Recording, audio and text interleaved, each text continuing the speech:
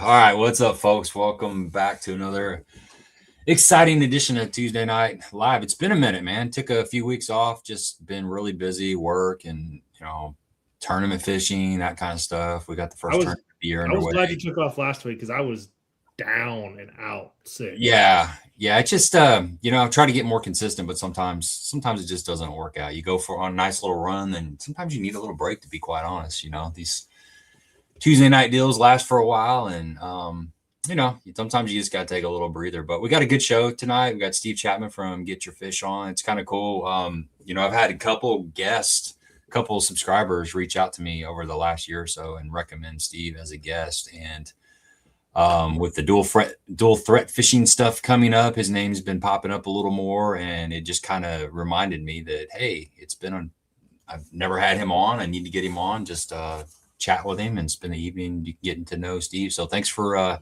coming on, man. It's good to see you. Yeah, thank you for having me. I appreciate it. I think I've reached out to you before, though, too. I think. And I did a video, and we talked about it briefly, where I thought it would be cool to do this video idea, and you were one of the people that I used as someone that should be included if it ever happened. So yeah, so let's talk a little bit about that just to start out, to ease into it. We as we get into the conversation, more people are going to pop up here, but I think it's kind of a cool ideal. So hash that out again, because we were talking about it backstage. So I don't know how long ago it was. There's a golf thing called the Internet Invitational. And what they did was they took 48 content creator golfers, and they brought them all to, of all things, Missouri, right next to where that Bass Pro thing is, the Bass Pro, golf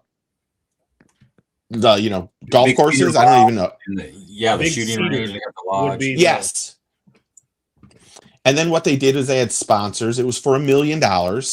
And what they did was they picked two teams to start off with. So they had 24 people on one team and 24 on the other team. And after the first day, there were 24 people gone. And then what they did was they did like a skins game. They repicked teams.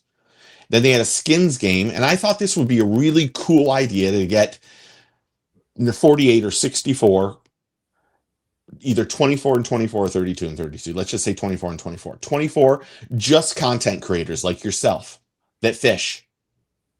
And then put 24 other anglers that were like pros, but also were content creators. So like, for example, Scott Martin, Jacob Wheeler, Dustin Cannell in that group. Sure. And then what you do is you would line everybody up. They pick teams and you go against each other. And you might have one morning would be maybe 5-fish format, or the afternoon might be every fish counts. But if you lose that group, and you might be 2 or 3, 2 people per group, if you lose, you're out. And then you dwindle it down till it's 4. Hey, Carol, you have 4, and then you're competing for X amount of dollars. And in this case, the Internet Invitational was for $1 million. There were 3 people that split it. And I know that the shows itself, the 1 or 2 hours probably got 1 or 2 million views, but their global was in the hundreds and 200 millions. And I thought this would be well, since Johnny Morris did the golf invitational, why couldn't he do this, the fishing invitational, and get all these people together? Now, I did not include me because I don't want to be on that list, and I don't think I'm a good enough fisherman, but it would be really cool to do this and then have all these, just do it. Because sorry, my screen died.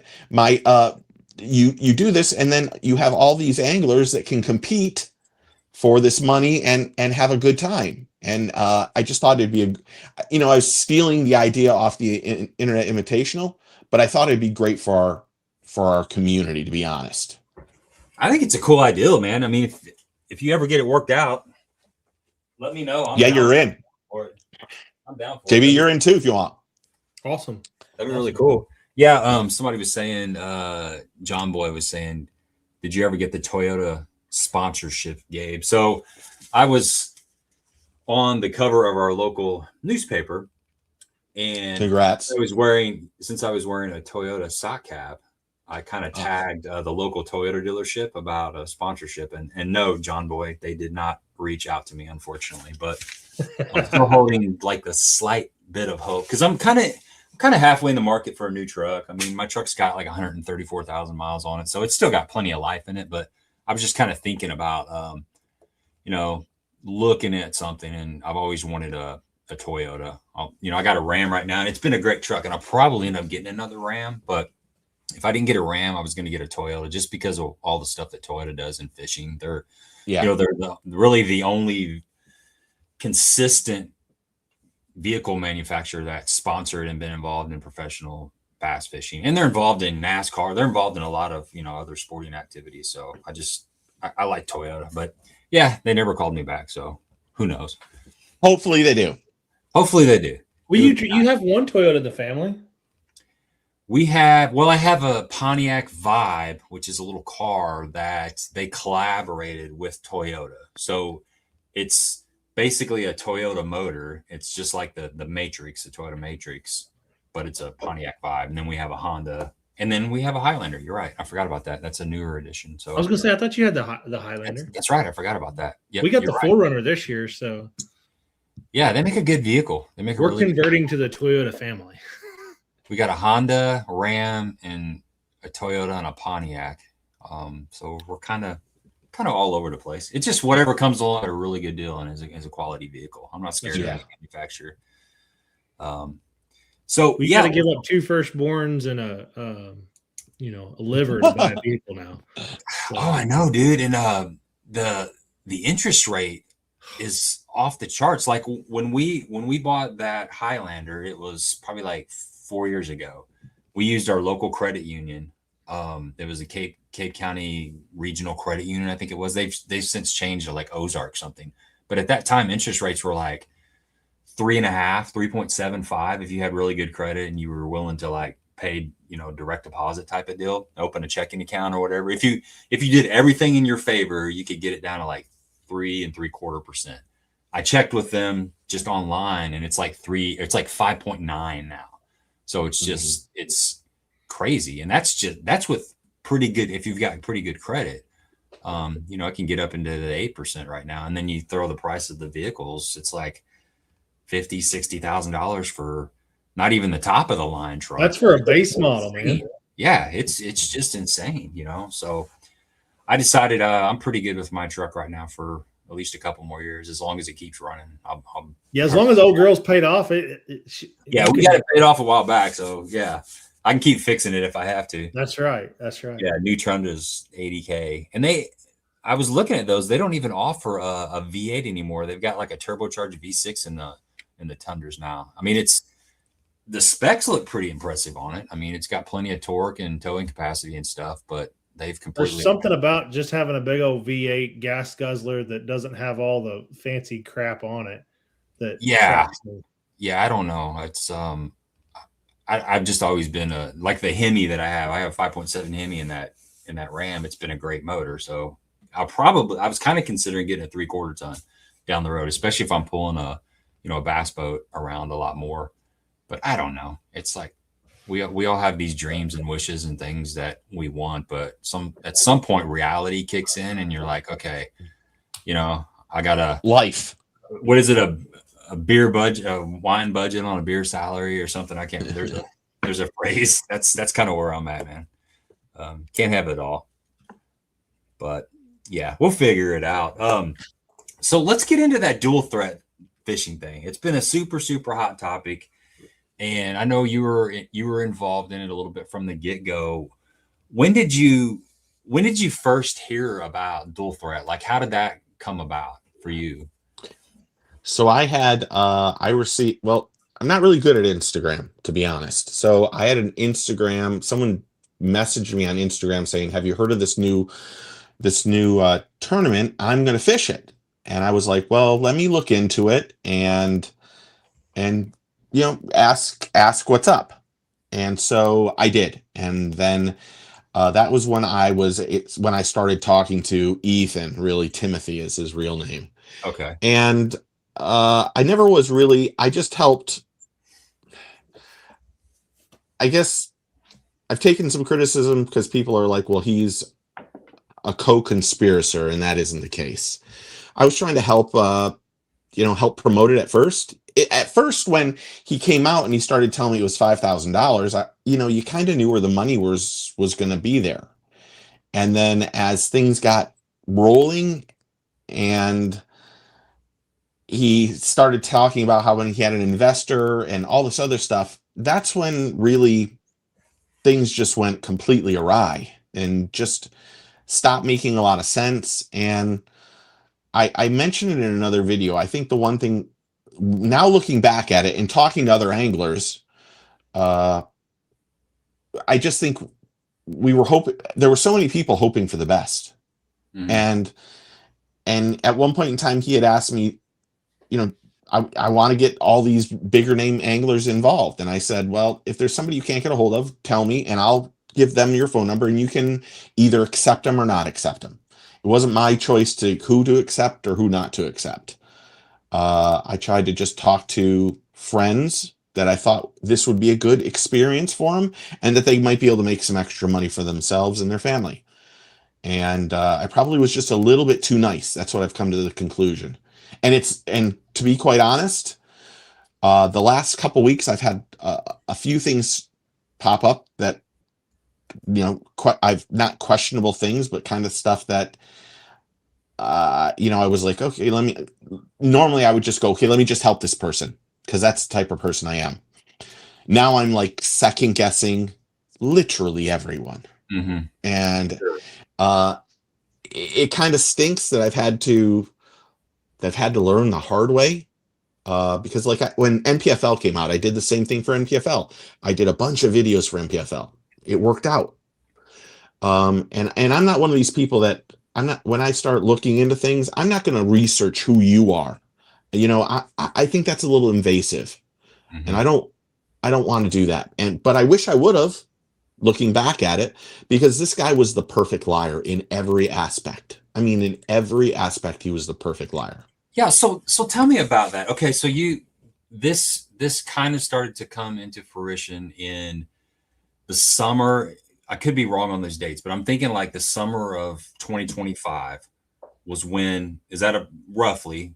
It's when I think at the beginning of the year, he started, he reached out to a bunch of people at the beginning of the year. There were some people that bit, some people bit harder. Right. And some people looked at it and just didn't give it any, just went, this isn't going to work. Like I said, when there was $5,000 per team, it made a lot of sense.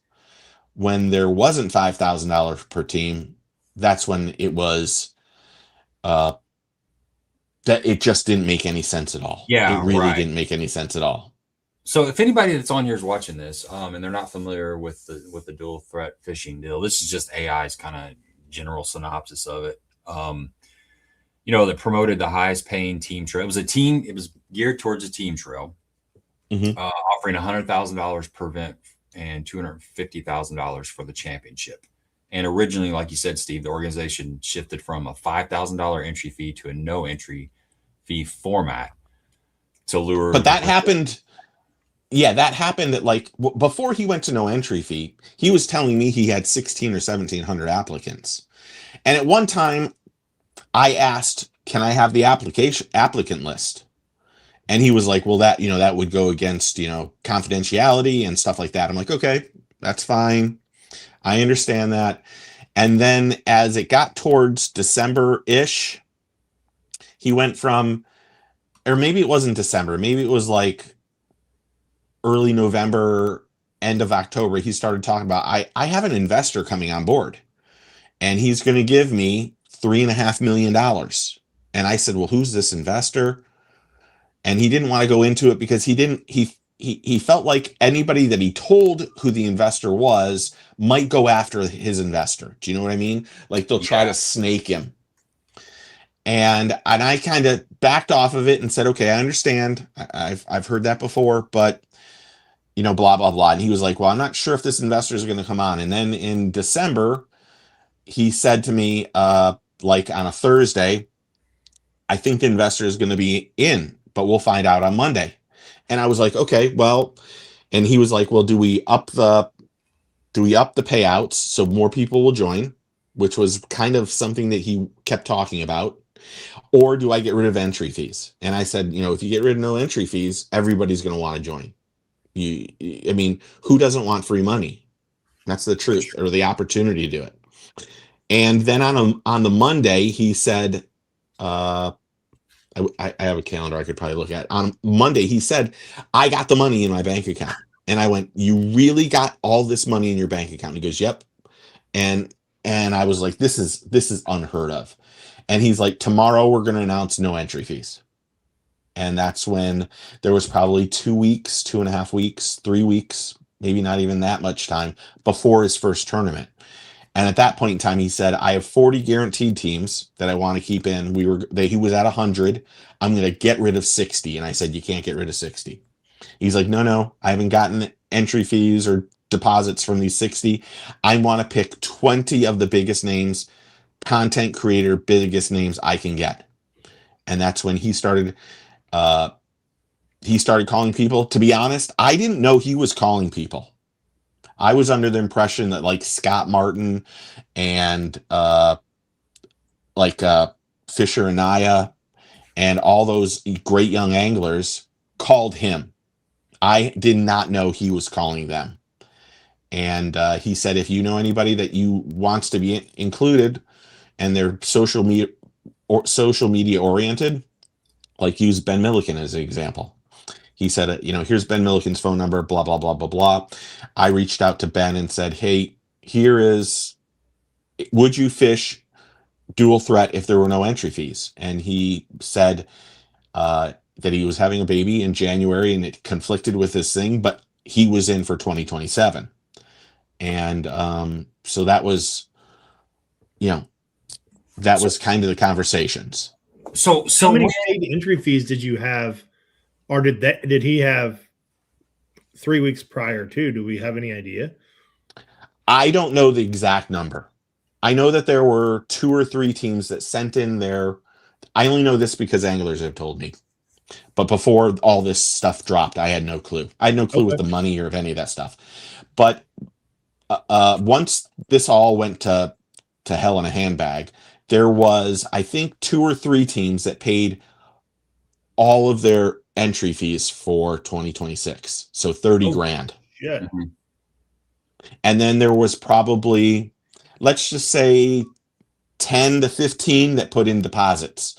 And the deposits were 9 grand. And now I don't know if everyone paid 9 grand, because again, I don't know the money issue. But I know I can only go by what Keith Pochet told me. Keith paid 9 grand. And I know I saw a video from the Guggen young man. I don't know his name right off the top of my head. Alex Perrick, I apologize. Alex Perrick sent 2 checks for $9,000 in. Now some people did get their checks back. Other people didn't. Other people still are waiting. I think there's someone mentioned to me a couple weeks ago that they thought there was about 200 grand that was unaccounted for. That they don't know what happened to it. So back when this first started, you said you got word via Instagram from some other anglers that were talking about it. When did Ethan or Timothy? Yeah. What was your first interaction with him? Did he reach out to you? Did you reach out to him, or he reach out to you? And then he did. Of all things, I still have every text we've ever sent. So was it mostly a texting conversation, or did you actually have phone conversations with him? Or oh no, when it first started, I probably talked to him once every 2 or 3 weeks. Okay. I was kind of gauging. I would call him and say, how many anglers do you have? What's going on? Is there anything I can do? But I was trying to gauge it on, is there another video out of it? Can I do another video to update what's going on? So that's how it started. Then when there was about 2 or 3 months there, we were probably talking every day, because he would ask questions. He would say, well, what do you think about this? Or at one point in time, he was trying to figure out his schedule, and his schedule was horrible. And I was like, why are you going fishing there? Why would you go fishing there? Oh, I think they'll catch a lot of fish. Well, they probably will catch a lot of fish, but in your first year, you kind of want to go to some of the best places you can go if possible, because if you're doing it only for social media and only doing it for online views, you don't want people catching pounders. Nobody's going to watch. Right. You want to have that opportunity catching some big fish. So he started asking me, what, because I've covered bass fishing or fishing since 2008 when I did a radio show. I've been to the Classic, I don't even know how many times, done all of it, followed them, did the whole 9 yards. So, I said, if you're going to go someplace, it might be a good idea to go to this place. I mean, why would you not go to Gunnersville? Why would you not go to Table Rock? Would you, those kind of places? If you're going to go smallmouth fishing, why would you go smallmouth fishing in Texas when you have St. Lawrence River? I mean, some of these questions make sense to us because we've lived the whole cycle of bass fishing. And again, looking back at it, I didn't realize he just didn't know anything about bass fishing. And the other thing, go ahead. I would say that's like red flag number one looking back, right? Like, yeah, that's a bass trail, but doesn't have any clue where to take the tournaments to. Exactly.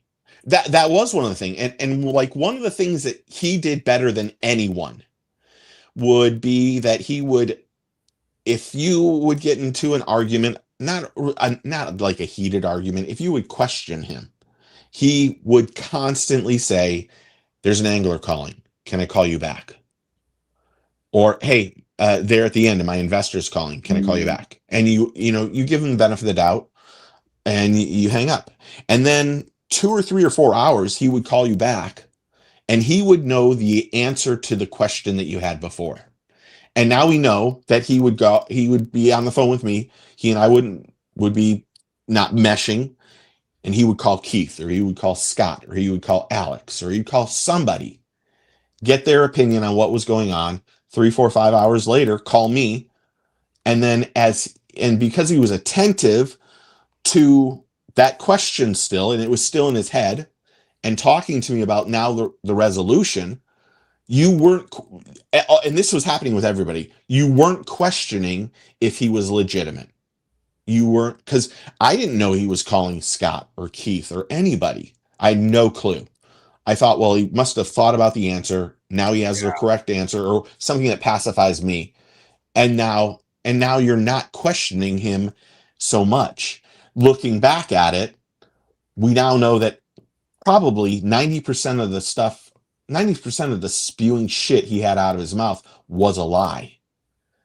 And if he's getting his answers from seasoned veterans, he's going to be speaking like he knows what he's saying, not like fishing 101. It's like if you're talking to the anglers that you just mentioned and you're getting the answers to your questions from them, when he gets back on the phone with you or someone else, it sounds like he knows what he's talking about because he's getting some like legitimate answers. And he did the same thing to me. I think there were a lot of us that we did question him. We really did question him, but we should have questioned him to another level. But like I said, there were times where, like last year, my dad was having some issues, and I remember going up to the hospital and seeing my dad, and then talking to him while I was on the drive in, and then for the next 5, 6, 7 days, every time he called me or texted me, it was, how's your dad? And it made you feel like there was a friendship there. Mm-hmm. Someone that was really concerned about your life outside of the fishing industry. And then that again pacified you. I mean, I can only tell you that when the no entry fees happened, everything changed for me. Because I really started questioning. We had an argument about cameramen on the boat, which makes no sense still to this day to me. And I was questioning everything, he told me, and I have it on my phone. He's like, well, I got this like 6 months before this, I'm working on this release boat. And then 2 weeks before Okeechobee, he's telling me, well, I can't get the release boat, like graphics on it. I don't even know what that's called right off the top of my head. Wrap, wrapped. Yes. Excuse me. Thank you. And I was saying, who gives a shit if the boat's wrapped? Yeah. You have to have a thing. Well, and then it was the guy who was doing the wrap couldn't do the trailer either. And you're like, what? And I started questioning it. And then he and I had arguments about it. Not, like I said, not really heated arguments, but I was questioning everything because I was like, you have to do these things. In my opinion, you have to do these things. You have to make sure everyone has signed their contracts.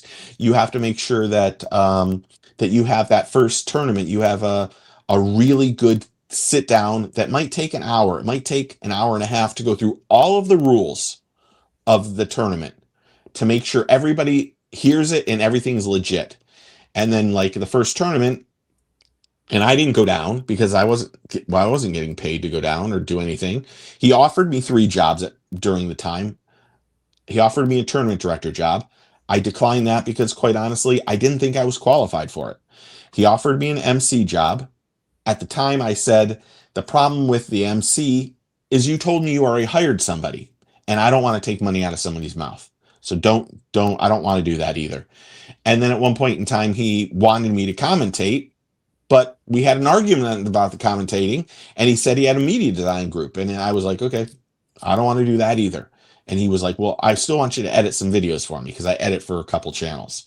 I'm like, okay, I can do that. Once he told me he had a media group, I knew I was never getting any work from him at all. And I stopped helping him that day with trying to talk to anglers. And the anglers I talked to, like I'll just use John Cox as an example. I talked to John and Keith, and they were unbelievably excited. But they stopped when they heard about it. They went and talked to 10 friends and said, can I get these 10 friends in? I said, I'm not in charge of getting anybody in. Give them Ethan's phone number, and if Ethan wants him in, then he'll let him in. But I'm not the gatekeeper. I'm not the gatekeeper. So there was a ton of back and forth, and really, like I said, it was just so many lies. I mean, I don't know how he kept track of all of them, to be honest. So did you ever meet him in person up until ever? Never. He wanted me to come down to Okeechobee. He said he had 10 rooms that the Roland Martin Marina was giving him. With about 3 days before the tournament, he decided he was going to wait until the day of the tournament, or the last day of the day before the tournament to show up at Okeechobee. And I told him that isn't going to work. You're going to mess everything up. You got to set things up. You got to be organized. And he wasn't detail oriented to be organized. And I was like, I am not showing up and having all this come back on me and this be a shit show. This is his tournament. He isn't giving me anything. He never even gave me like a hat, a DTF hat. I didn't get anything. I actually told him, don't send me a hat. I don't want a hat. Yeah. I don't want the merch. I don't want it. I don't know if I'd want a DTF hat anyway. What? I didn't either. What is his history like coming into this? His background, like before this dual threat fishing thing morphed. What has anybody been able to backtrack him, pre-dual threat fishing and find out like his recent past, or he just kind of out of nowhere? Where did this guy come from? You said he doesn't have any experience in the fishing industry. It's like, well, what's he from? When he and I first started talking, he used to tell everybody that he had ran a bunch of fishing tournaments, team fishing tournaments for like high school and that kind of stuff. And where at? Like what part of the country? In Tennessee. Okay. Yeah. What we now know is that was never true. His son did fish in high school. His son's name is Ethan Phillips. His name is Timothy Lynn, or Tim Lynn, however you want to say it. And there was nothing. He knew nothing about fishing tournaments. He he was going on the seat of his pants. And really, the whole thing still makes zero sense to me. Why, if you're going to do a scam like this, why would you show up and buy plaques and trophies and all the stuff that you have to do, and then spend money to go to Okeechobee, and then spend money to go to Palatka? It just doesn't make any sense. Not to mention, he sent out a letter like last week to all the anglers that was just even more dumbfounding. I mean, it was shocking that someone would still take, oh, well, I didn't get the investor, blah, blah, blah, blah, blah. I mean, it still makes no sense to me. I mean, I talk to anglers still once a day, and we go over it, and we're like, what was the end scam here?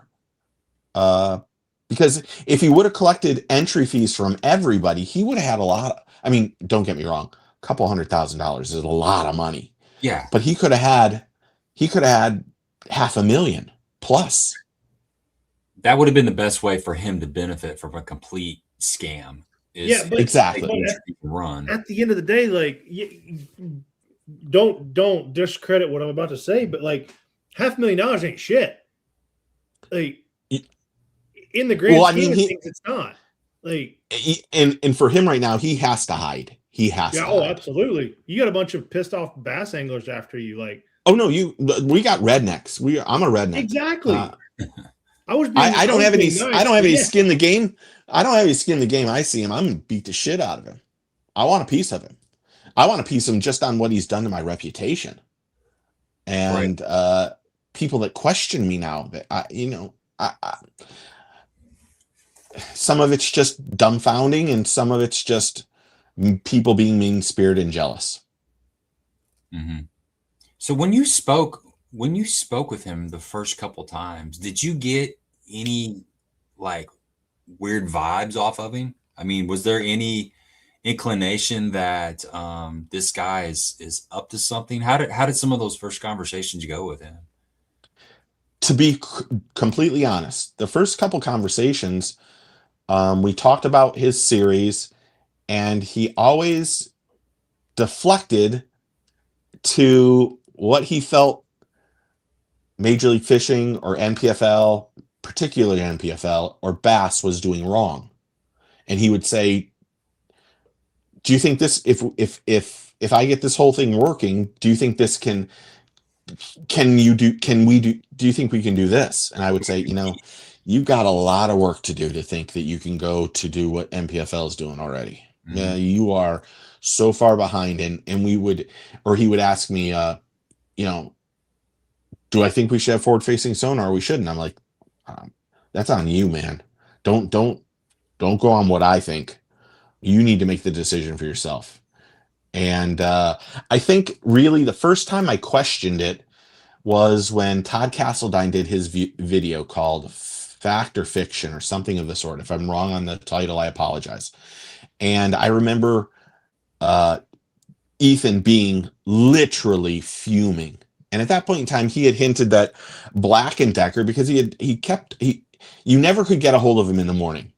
He couldn't talk in the morning. And if you called him at lunch or after lunch, he always seemed to have spotty or cell phone service. And he would always say, I'm out on a job site and we're out in the woods and I'm building a log home, blah, blah, blah, blah, blah. So I don't have good service. And you'd go, okay, no problem.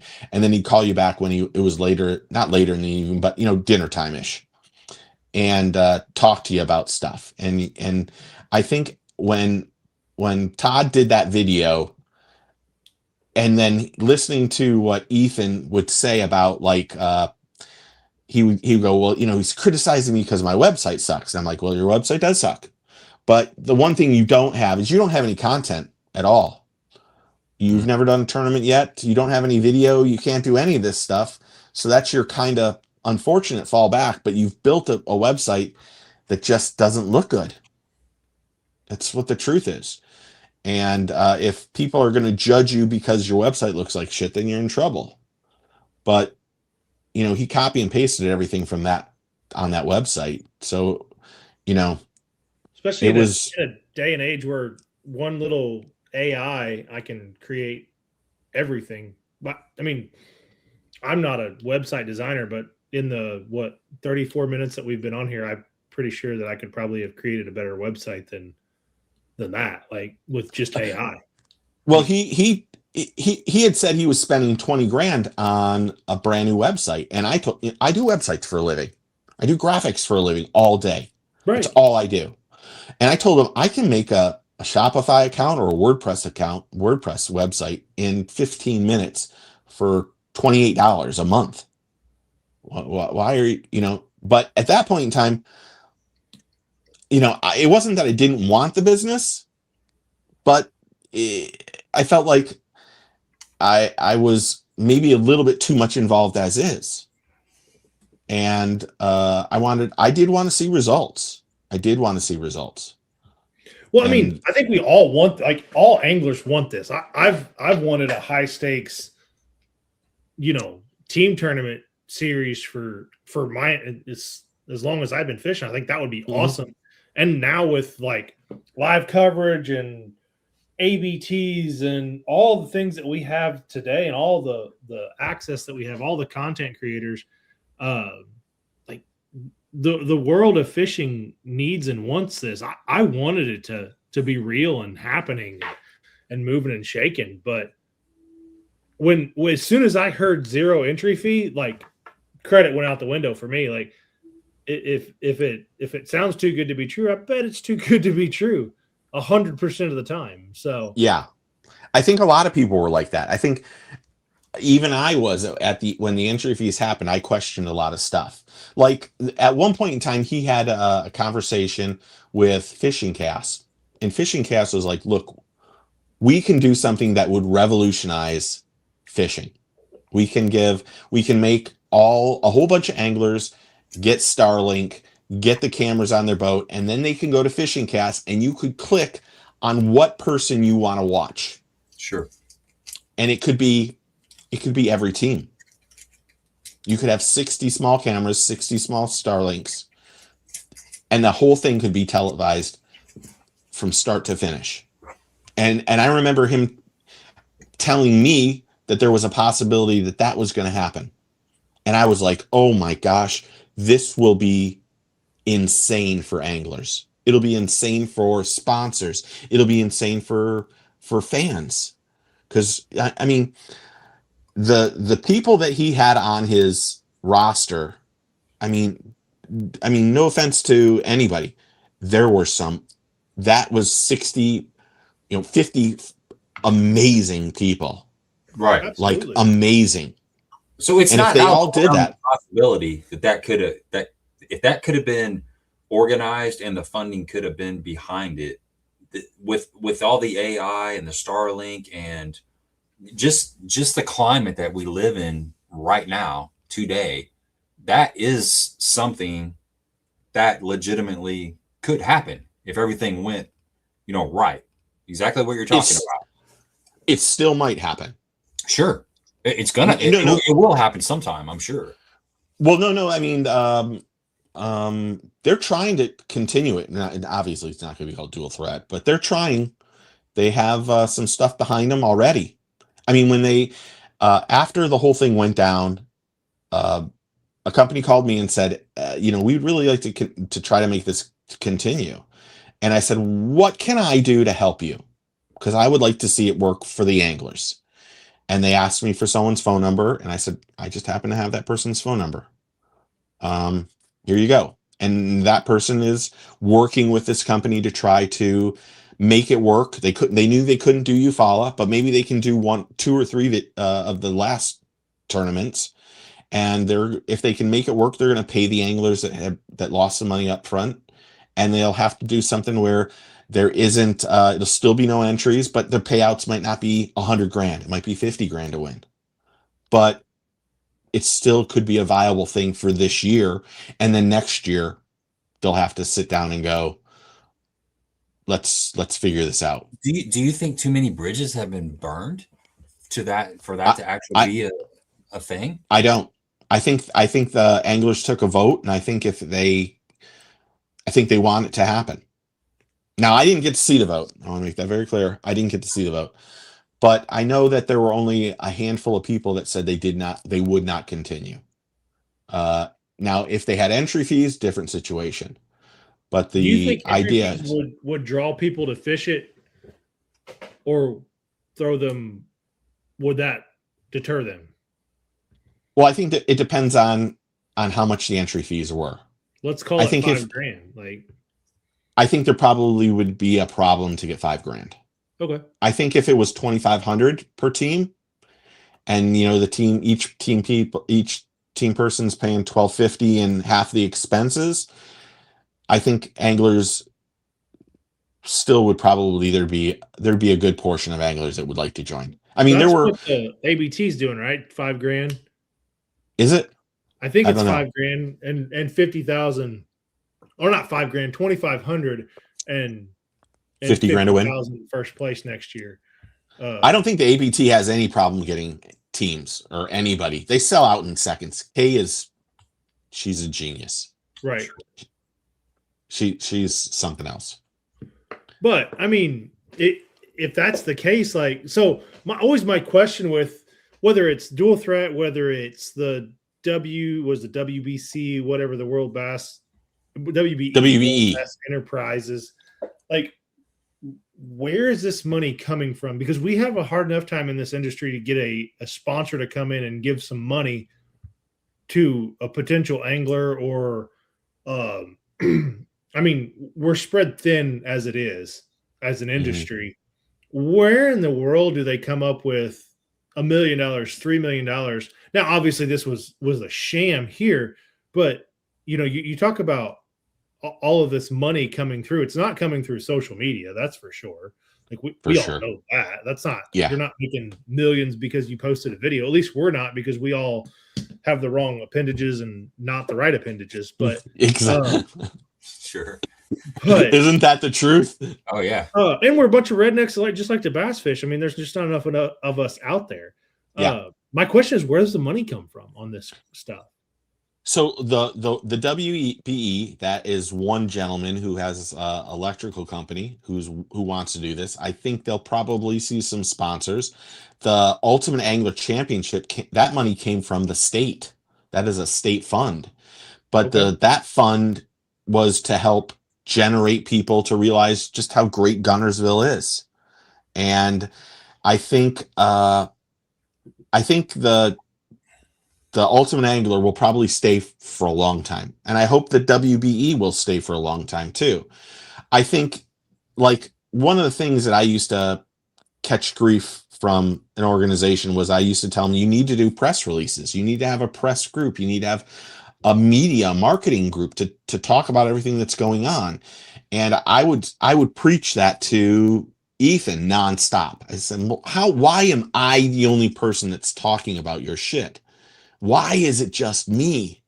Oh, nobody wants to give me any time, blah, blah, blah. So he would say to me, and me being too nice of a person, I would go, okay, let me see if I can work this into a video, blah, blah, blah. And, like the WBE, when they first came out, they just blew it out of the park because they had a bunch of highly credible anglers talking about them. They had press releases, all of the Bass Cats, the Wired to Fish, the Outdoor Lifes, all those people, even news agencies were talking about him, where Dual Threat, nobody was talking about him. He would go on podcasts and he wouldn't even put a picture of himself. He would, I don't know how you do it, but he would have like a little logo in here where my face is and not show himself.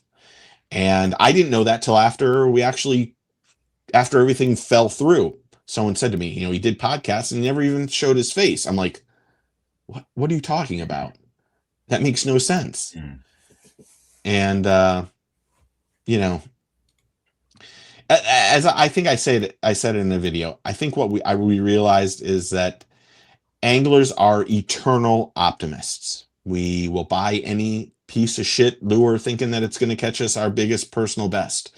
We will get up the earliest crack of dawn in the morning to go fishing, knowing that at any point in time you could strike out. You could get skunked any time. But we still get up at 4 a.m, tie all of our stuff on, bring 82 rods and 72 pounds of tackle, to somebody, your buddy's boat, and we are optimists that we're going to be able to go out there and crush fish. And it doesn't mean, and you're never guaranteed anything.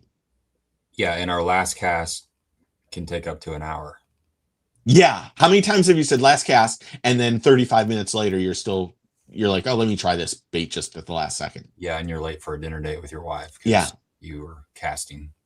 Yeah. Over and over and over. I've been there, but I will say, with age comes a little more wisdom, and I'm a whole lot less likely to do that than I was like 10 or 15 years ago. So yeah, I'm proud of myself that I can actually say this on a live podcast or live stream. Clip that and send it to his wife. Hacking that up and snipping that out and sending it. Right. So back to this a little bit more. When did you start, as you're talking to anglers? What were some of the things you were hearing from the anglers? Was everybody like, this is a great idea, I'm all in on this? Or did you start to hear, was there a percentage of anglers that had a little bit of skepticism? I mean, when did you kind of start hearing some of the, we need a little more details on that, like the vibe of it? Was it like everybody loved it and it seemed to make sense, and then when the no entry fee happened, things changed? Or during that, the pre no entry fee time, what was it? Was there some people that, addressed, like right off the bat, they're like, this doesn't feel right? Did you get any of that? One person questioned it. I had one person say they wanted to fish. They got a hold of a partner and then realized when the dates were and was like, I can't make it. I just can't do it. Now that person that he wanted down as a teammate didn't end up fishing with another person. I think I probably, when it was all said and done, I probably talked to 7 to 9 people, give or take. Might have been 6. It wasn't a lot of people. He was asking me to call a bunch of people. I didn't feel real comfortable talking to people that I didn't know really well. That's the truth. Like I said, there was one angler that said to me, Steve, what do you think? And as he and I talked about it, I said to him, you want to know what? I don't think you should join. And he was the last person that I actually talked to overall about it. Most of the people, most of the guys, everybody was unbelievably excited about the opportunity. And a lot of them, once they talked to me, and my exact thing was, hey, I would text them and say, if there were no entry fees for dual threat, would you be interested in fishing it? That was what my question was. And if they said, hey, call me, or yes, I would say, hey, I would call them and go, hey, Keith, what I want you to do is I want you to call Ethan yourself. Don't go on what I say, because I don't have ownership of this. I've never made a penny, blah, blah, blah. But you need to make the decision on your own. And they would call him, and then they would get fed the line of BS that the rest of us got. And he talked a really good game. And really, the other thing is that he would talk to anglers, and he would ask them questions or answer their questions correctly or do whatever it was. And they would get off the phone and they'd be like, if this thing works out and I'm not part of it, I'm not going to be able to get in for 2027. Right. And now I'm even more screwed. And a lot of anglers don't mind putting out the money, betting on themselves, hoping they get a check. And in this case, because there were no entry fees, the only thing they were really out, it's still a lot of money, was their expenses. And they figured, there's only 60 teams and 25 of them are going to get paid. I'm one of these 25. I'm in the top 25 of these teams. I'm going to get a check every week. Yeah, you don't show up to finish 30th out of exactly. I mean, and like I said, look, I was going to say we had Matt Steffen on right after the St. John's tournament, and he fished with Miles Berghoff, and then the following week we had Kaz Anderson on, and he fished the dual threat with Robert G, and they were both super ecstatic about it. They said it was a great tournament. Steffen said, the some of the things that he said right off the bat was, when Ethan showed up like 20 minutes before the meeting, that was really, unprofessional. There should have been more, that should, like you mentioned earlier, he should have got there a couple days before. It was chaotic, but each day, with the help of the anglers and the people that had done this before, and Roland Martin Marina.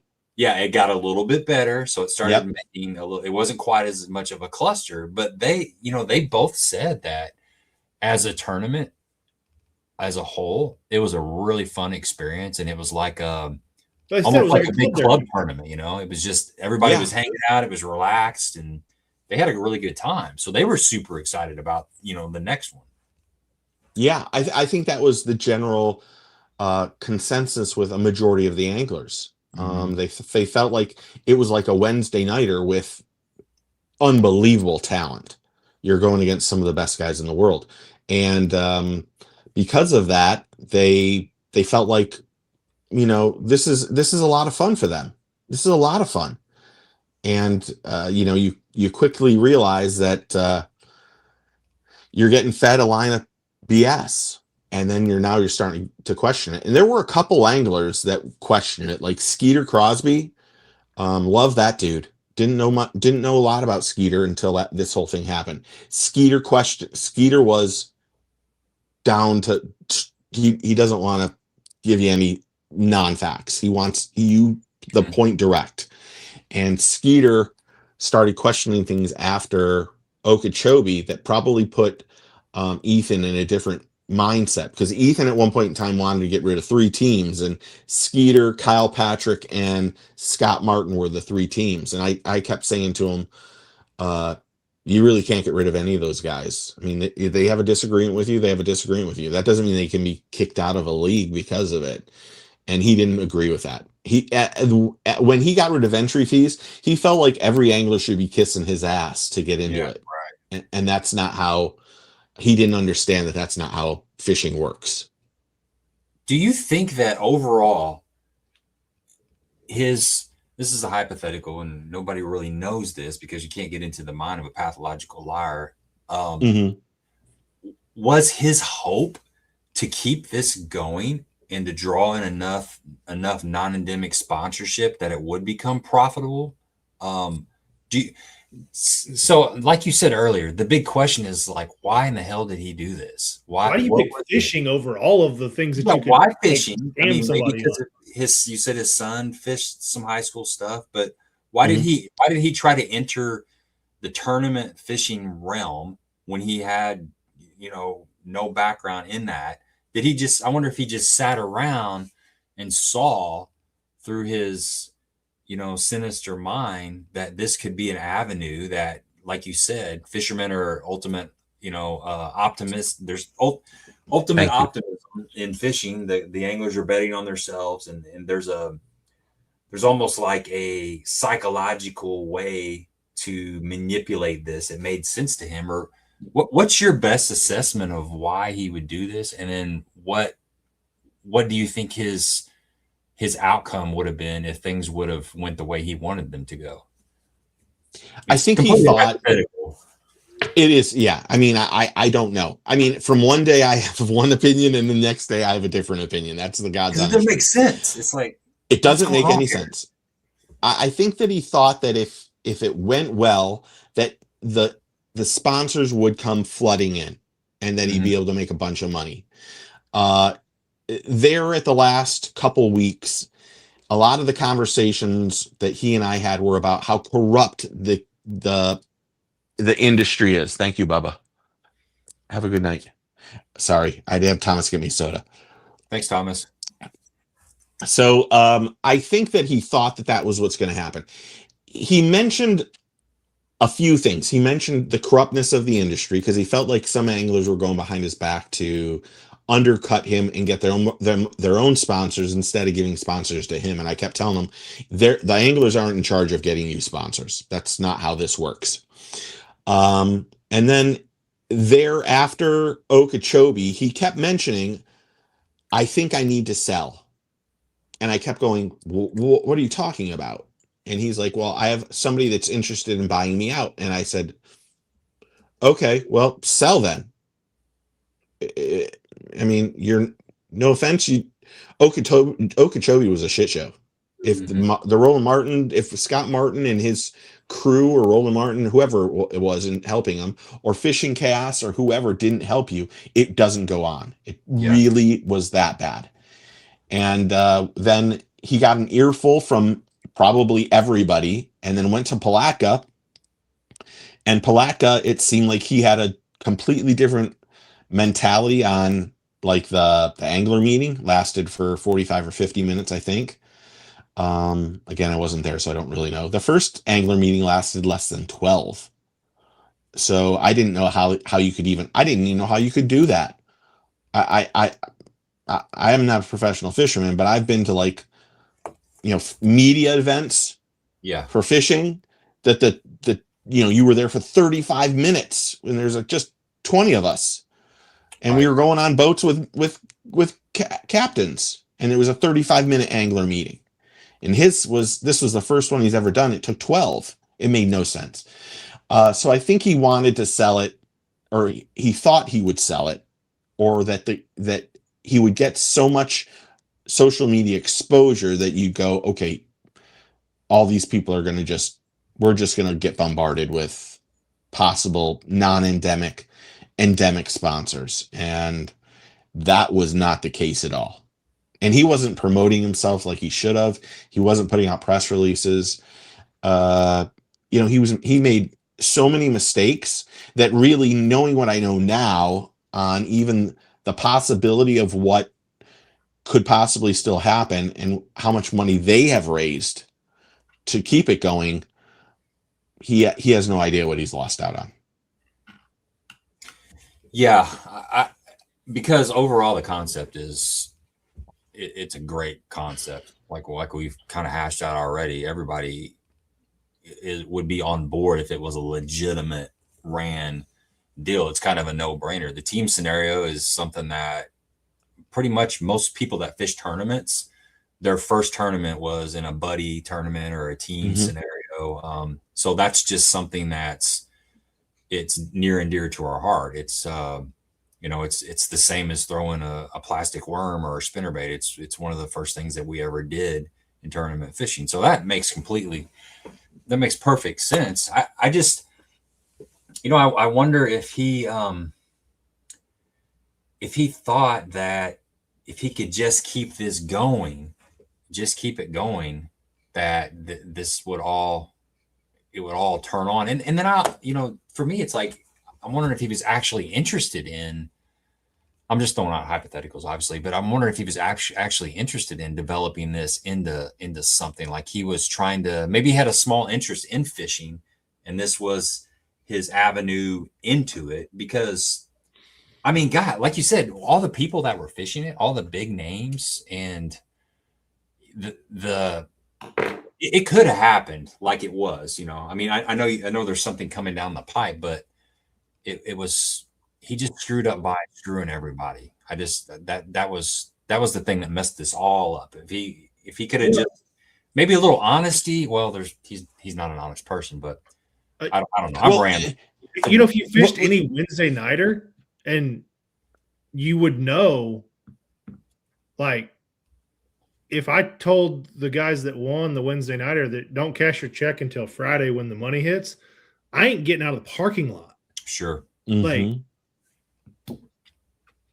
I mean, so that right there was like, ding, ding, ding, ding. If I can't cash the check, like, something ain't right. Well, and the other thing is, after the fact, if he really wanted this to work perfectly, why did he give a fake name, or why did he use his son's name? Yeah. It was never going to work from the start if the first thing that you're telling people is a lie about yourself. Right. And why would you screw up your son's life? Like, I got real emotional just because of things that I'm going through personally in my own personal life. My son is everything to me. I mean, I'm not joking. And so is everybody's kids. He is everything to me. And I thought, who would do this to their son? Right. Who would put this in their kid's name and then make their kid sign all those checks?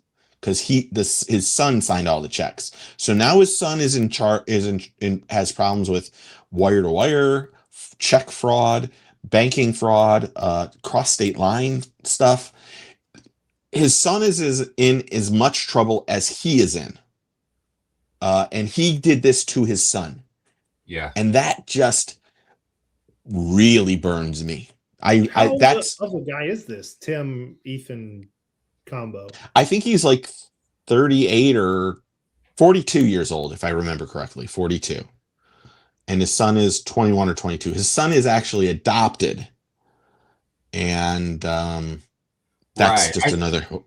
I saw a little bit about that, how his ex-wife reached out to somebody because they saw Skeeter. Yeah. Skeeter, right. I watched that. Skeeter and Cliff and Slick had a Facebook conversation about it not too long ago. Yeah. That came out. That happened. I think that happened live on air. He got a message off via Facebook, and something happened right there. It was kind of like some breaking news that happened live on that little stream. When the whole thing went down, there was like Keith called me and says, "Steve, do you have any pictures of Tim?" And I'm like, I've never met him face to face. I've only talked to him on the phone, never did a FaceTime, none of that stuff. And he said, we need pictures of him. And I spent the whole night, this is no exaggeration, I spent the whole night looking at everybody who like live streamed or did a video at Okeechobee. And then I knew Tim had done the bump board. So I went through all their videos, and then I took clips screenshots, and then sent them to Keith, and Keith put them in the group chat, and then Skeeter put them in Facebook. And so it was, it was the way of finding out who he was. And it was, and it was faster than like, I spent the night. The next morning, Keith and I talked. I think I've always been a big fan of Keith to start off with, but then after this, I just think Keith is just the most genuine person in the world. Yeah, he had your back for sure. Yeah, I mean, well, Skeeter did too, and so did Slick in a lot of cases. A lot of the information Slick would call me and say, "Did you hear this?" And I would say, "Oh, that isn't true. Here's what I know." And then Slick would report it, and it all worked out. The craziest thing is we should have all been doing that to start off with. Mm-hmm. We should have been talking to each other, and we weren't. And then once we did, I mean, it was like no joke. 8:00 on that Saturday night, 9:00 Sunday morning, we knew exactly who he was. Oh, because of the pictures I had clipped, and then the Facebook, and just, I mean, I'm not joking. It was like, I couldn't believe it. And then they had a picture of Tim, and then they had the picture I did like this, and I put him like this in Photoshop and said, yeah, that's the same person. And I do Photoshop for a living, so it really wasn't good old-fashioned detective work there. Just but I mean, Skeeter and Keith, they were like the CSI of fishing guys. No joke. They were like you could see them like doing things in the air, and they were moving things, and they had 2 different phones and iPads and everything. And it was like, I mean, they were going crazy, and no joke, Skeeter was pissed, and so was Keith. And you want to know what the truth of the matter is? I talked to, I don't want to say this team name, but like last Saturday, there was a team that called me and asked if they should go to Eufaula. Mm. They still thought that it was going to happen and that they were going to miss something. And they called me to say, what do you think we should do? And I blew a top. I blew my top. I'm like, I know you guys are young. I'm trying to be nice here. But the swear words just, every other word was a horrible swear word. And I'm like, you guys are crazy. You need to stop this. I even got a hold of their parents. It's not an exaggeration. And said, you have to tell your kids not to go to Eufaula. It's not happening. Stop this. Don't look for a hotel. But they were going to go. And that's just one of a few teams that still thought it was going to go on. This is like a case study. you know, somebody that has a PhD in psychology, there's enough players involved, and this has got enough traction via social media and stuff. And there's a lot of different elements of it. It could actually be a social experiment slash case study, you know, like you've got the pathological liar, you've got these people that want to be involved in something at the very beginning of it. They have a gambling addiction, you know, tournament fishermen are definitely gamblers. Some are just stupid. Right. We're all gullible. We're all humans. We're all manipulatable. I mean, some to a lesser degree than others. And we'll walk, most of us will walk so far down a path just to see what's down there. And exactly. If something kind of starts, you know, we have a tiger jump out or something, we'll run back, but some will, you know, kill the tiger and just keep on going, you know, and we all have different, past life experience, not past life, but life experiences that make us who we are. So I think as a whole, this is like a case study, man. I mean, it really is. I would say the majority of bass fishermen outside of the F word, the fishing world, right, are pretty like level-headed, sensible guys. Maybe the gambling addiction, but we all got it down to a science, right? If it walks like a duck, smells like a duck, craps like a duck, it's probably a duck, right? Sometimes. But when it comes to tournament fishing, if you're like, hey, Saturday we're fishing for $2,000, you got to pay $300. It's like, hell yeah, let's do it. Like, what in the hell is wrong with our? I mean, and probably all three of us in this conversation have that same mentality. It's like, oh, I'm going to make a potentially a very small return on my money. Like, I'm going to go throw $50 in a fruit jar on a Wednesday night and make $150, and I'm going to spend 200 in lures and 300 in gas and call it a win. Like, yeah, the best way to be a millionaire in fishing is to start out with 2 million. I mean, yeah, exactly. That's the only way to do it. Right. But I think we all want to be part of a brotherhood. We all want to be part of the party, the next cool thing to do. And that's there was a lot of that to this whole dual threat fishing thing. You know, there was I think it comes down to a lot of it is really about having that confidence with yourself and being ultra competitive. Like the truth of the matter is I would never be a good tournament fisherman. That's just straight up honest. I have ADHD. I've had this idea for a video of like putting a box of lures and getting the hot chip stuff or the hot sauce thing. And then if I want to use a different lure, I have to eat a wing with the hot sauce and go through the pain of going from like the lures I'm really completely uncomfortable to a stickworm at the very last. And can I get myself through the pain of all that hot sauce and burning myself to get to the lure I know I'm going to catch a fish with? I know I'm going to catch a fish with a stickworm. I know for a fact. But how funny would it be to do that? But we as tournament anglers, we look at it and go, there's no entry fees. There's $100,000. How do I get involved in this? You know, my expenses and everything. Right? Like, yeah, it is. It's all about risk and reward. Yeah. I mean, you tell me I'm going to win $100 on the Wednesday nighter and I don't have to pay an entry fee. Like, I'm in. Yeah. Parking lot's going to be full. I promise you. Yeah. Right. Where are they getting the money? And I don't care. Yeah. And really the whole thing was there were so many people now that say, you know, it smelled bad. You know, I wouldn't have done it. I knew there were red flags. But the problem is that there were very few people that said stop. Very few people that say stop. In fact, I don't know anybody that said stop. Everyone just now is kind of, no offense, is saying, it like Ottercat. It smelled bad from the beginning. It did. But so here you go, Gabe. Nobody said no. We get the phone call. Hey, Gabe and JB, you want to go fish dual threat? No entry fee, $100,000 for first. Like, load the truck up and let's go. Yeah, if I was in that, if that was my environment, like obviously we have full-time jobs, so we can't just do that. Yeah. But if I was a professional fisherman and I was just trying to work another tournament into my schedule while I'm going from point A to point B during tournament season, yeah, it's a no-brainer. And who else is fishing it? All these other people are fishing it. Cool. I'd like to hang out with all these other people fishing. You know, all these other. And that's exactly video, how it went. Content creation that you can get out of this.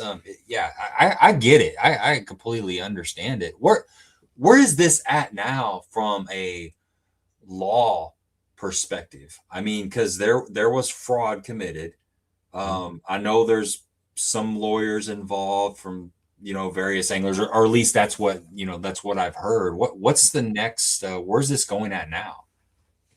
I think unfortunately, it took a little bit longer for all the anglers to get on board and decide that they were going to be a group and go after him, because there were a lot of people. Yeah, there were a lot of people that still thought it was going to go through. There's still people that don't believe it. Who knows how that's remotely possible? I think there was a couple anglers that got some lawyers involved, and the lawyers were going to take it on for free. And then they questioned that.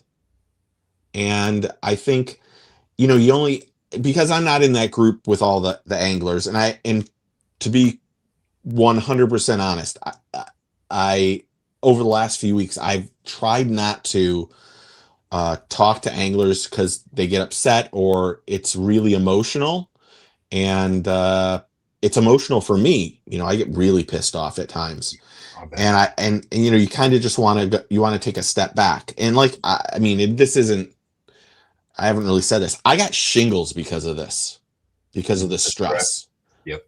I have the worst case of shingles still to this day. My medicine just ran out, which sucks even worse. Oh. And it is total horrible pain from stress.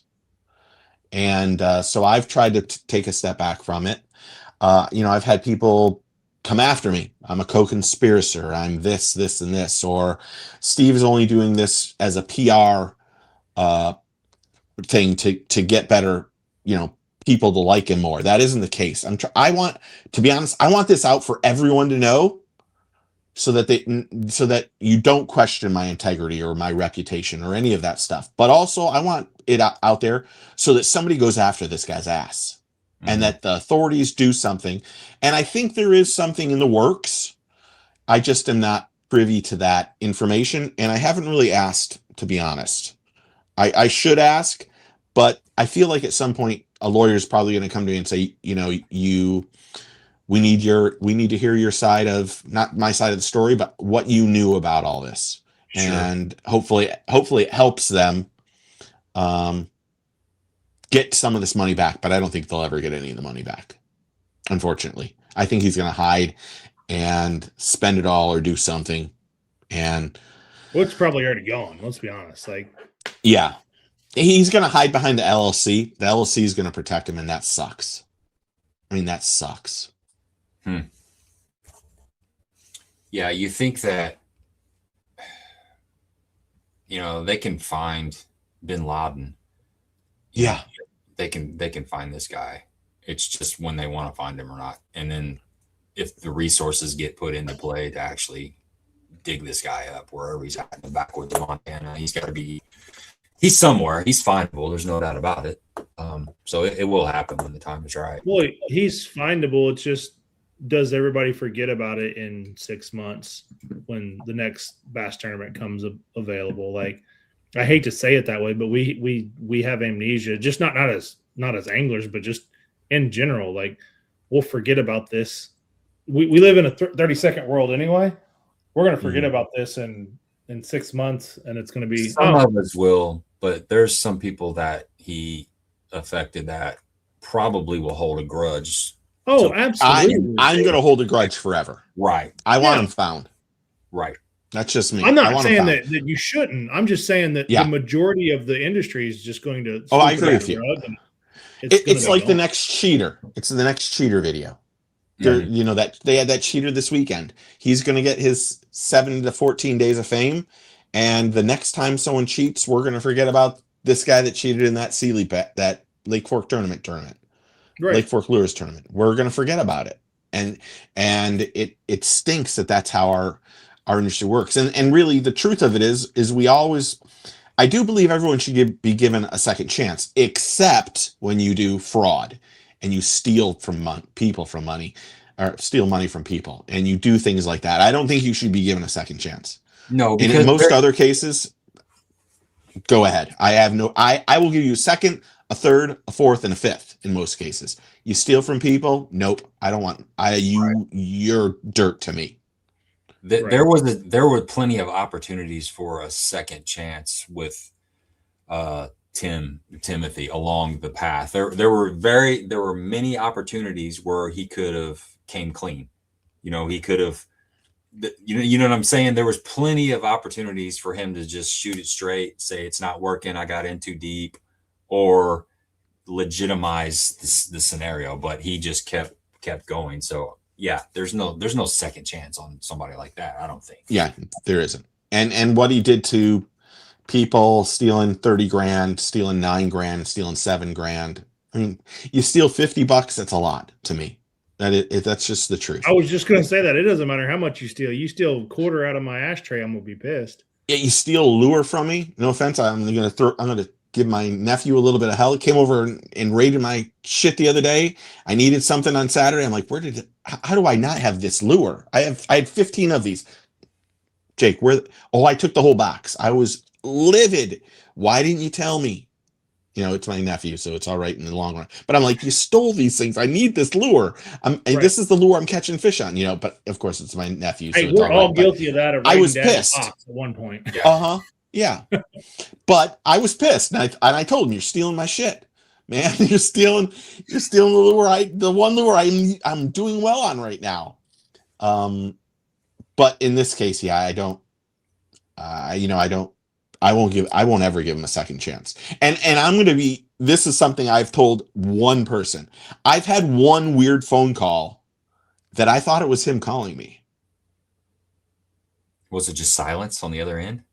It was silence on the other end. Huh. Interesting. Did you call that happened? Back? It was star 67. That's even more sus. And it happened. What day are we at? Is it today Monday or Tuesday? Tuesday. So it happened Friday night, and it was like really late. And my phone rang, and I thought it was Thomas. He was at his friend's house. I answered the phone. And I go, Bubba, and it was just, and I could not hear like someone doing something dirty, but someone just like you could hear the breathing, and I went, "Is this you, Ethan?" And then it hung up. Ooh, that's interesting. And I thought, I don't want to say the words. And I thought, how do I figure out how this is? And I thought, would this guy try to call me in the middle of the night and want to talk to me and try to feed me another line of bullshit so that I might say something nice about him? Mm-hmm. That's what I really thought. And I was like, I wish I could get that number. Because when things were really going bad, he stopped talking to all the anglers, and the only person he was talking to was me. So every angler was calling me, and a lot of them I didn't know.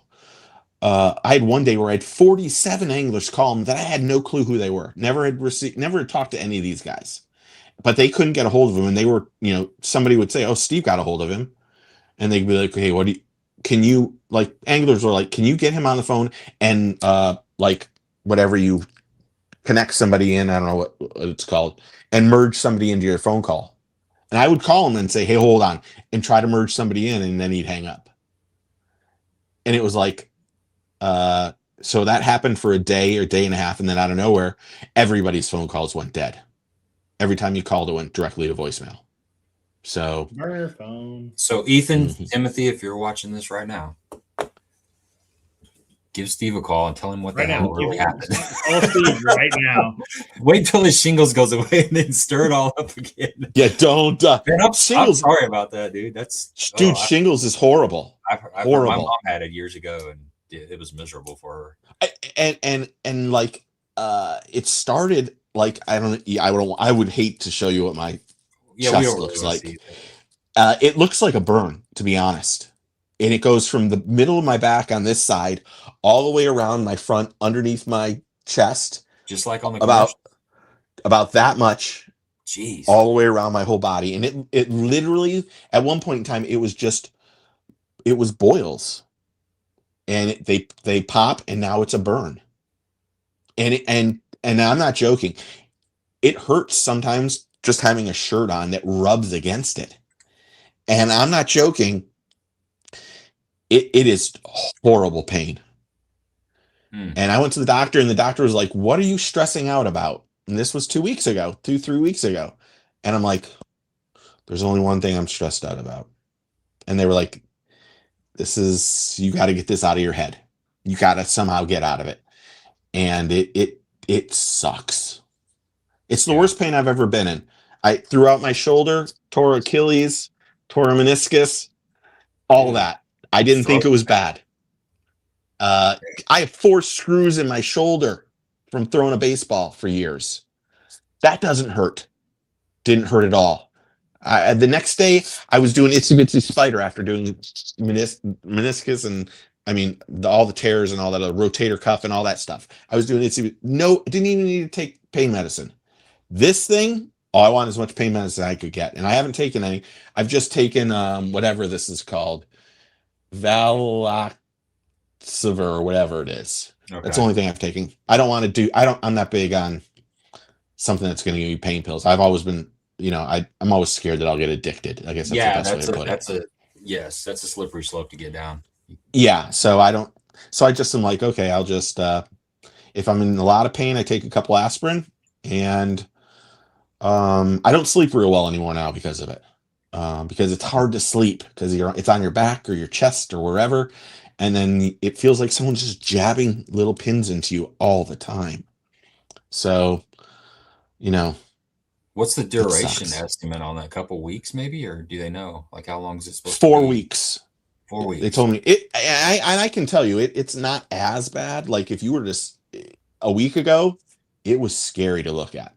It was scary to look at. Yeah. And then today, now it looks like more of like scabs. That's the best way to put it. That's so weird that stress causes that, right? Like, stress causes a lot of stuff. Yeah, but it is weird.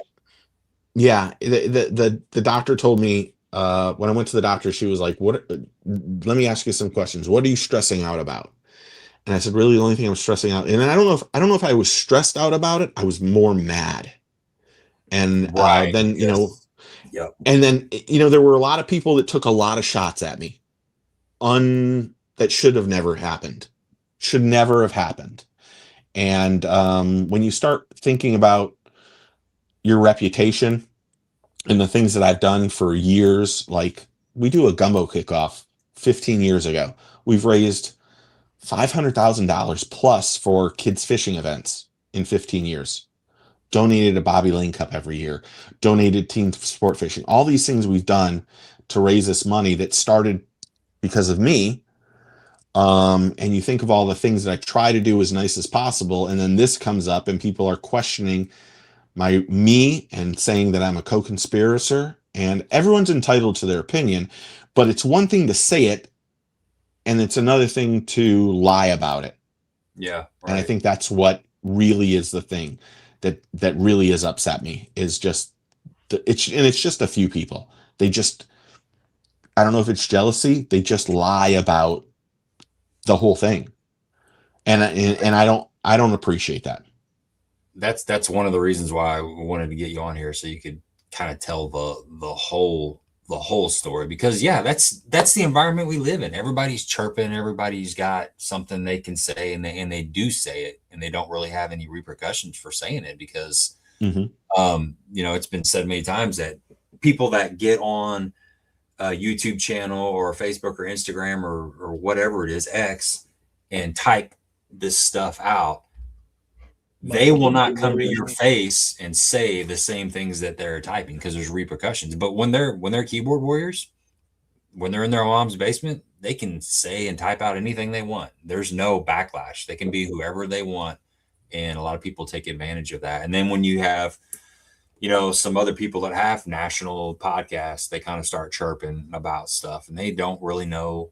They don't know the whole backstory. They just know a little bit of this, a little bit of that. So, I feel for you, man. I mean, I just from talking with you, tonight, I understand that you do have a good heart, and it was an honest. You were just trying to, in the beginning, help something that seemed to be legitimate and a good thing. Get some traction. I feel like you had, your heart was in the right place, getting it going, and it just, unfortunately, it went sideways, and it is what it is. But, man.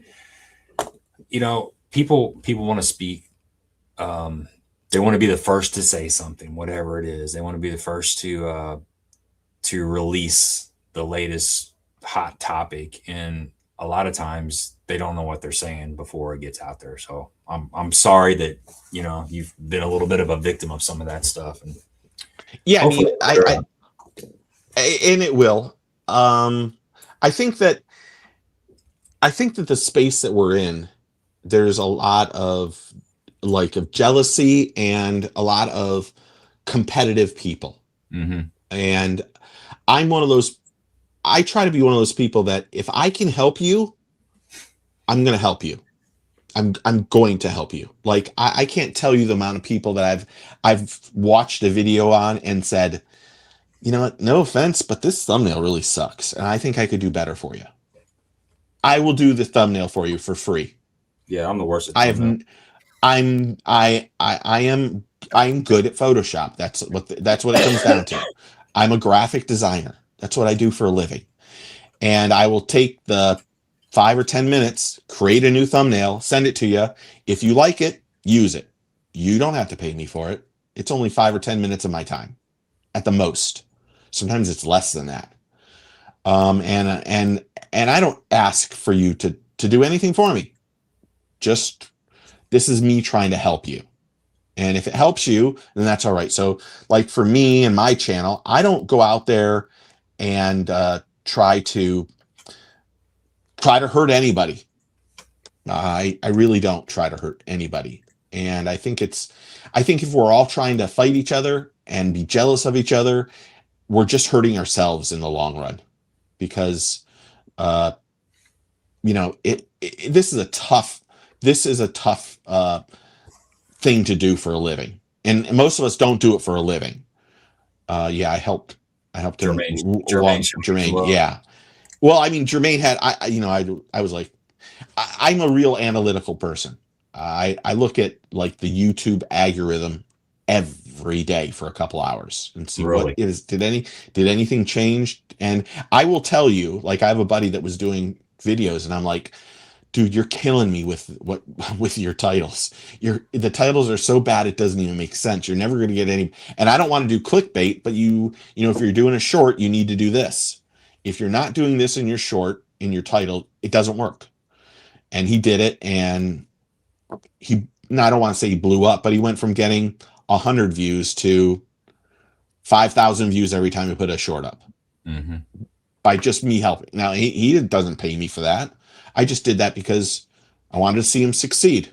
That's the truth. Sure. I want to see everyone succeed. I think there's a way for everyone to succeed, but I think there's just too many people that feel like the best way to get a head up or a leg up is to attack and to beat everybody down. But some people need to be beat down. But how you do it might be, how I do it is different than maybe other people do it. Mm-hmm. Well, let's give away a $25 Baitworks gift card here real quick. Get this going here. We'll put that out there if you want to get involved in the drawing. This is the last time I'm going to put anything supportive to DTF on my channel, I think. But hashtag capital D, capital T, capital F. Well, I mean, it doesn't have to mean what we're talking about tonight. I mean, yeah, that's just an acronym. It can mean a lot of things. Yeah. don't touch frogs. I don't know. It could be a lot of things. You can take it wherever you want. So what do you got? What do you got planned for the rest of the year? You know, as far as, are you somebody that like, plans out several videos, or you just kind of wait for the news to happen? Because your channel's kind of unique. You're like the Geraldo Rivera of bass fishing, without, obviously I don't mean that in a negative way, but you're always reporting on what's going on in fishing. So there's a lot of times that I'm a lot of videos ahead. Sure. Like 5, 6, 7, 8, 9 videos ahead. I try to get ahead. Now, if there's something like this cheater, I try to throw that in and try to find out the information as quickly as possible. I don't want to, I want to make sure that it's right. I don't want to say something that's going to hurt somebody, but, for me, I'm going to the Red Crest. They have a room. They got me a room, so I'll be at the Red Crest. I'm going to cover the Miller Tech Bank battle. Not many people know that one yet. That one's kind of still a little bit hidden. I've really helped them with getting what they're going to do for the bank battle part 2 this year. So I'm going to cover that. I think I'm the only person that I know of that's going to go cover that as a media person. And I just try, I will say this DTF has kind of taken it's taken my love for doing videos a little bit away. Mm-hmm. I hate to say that.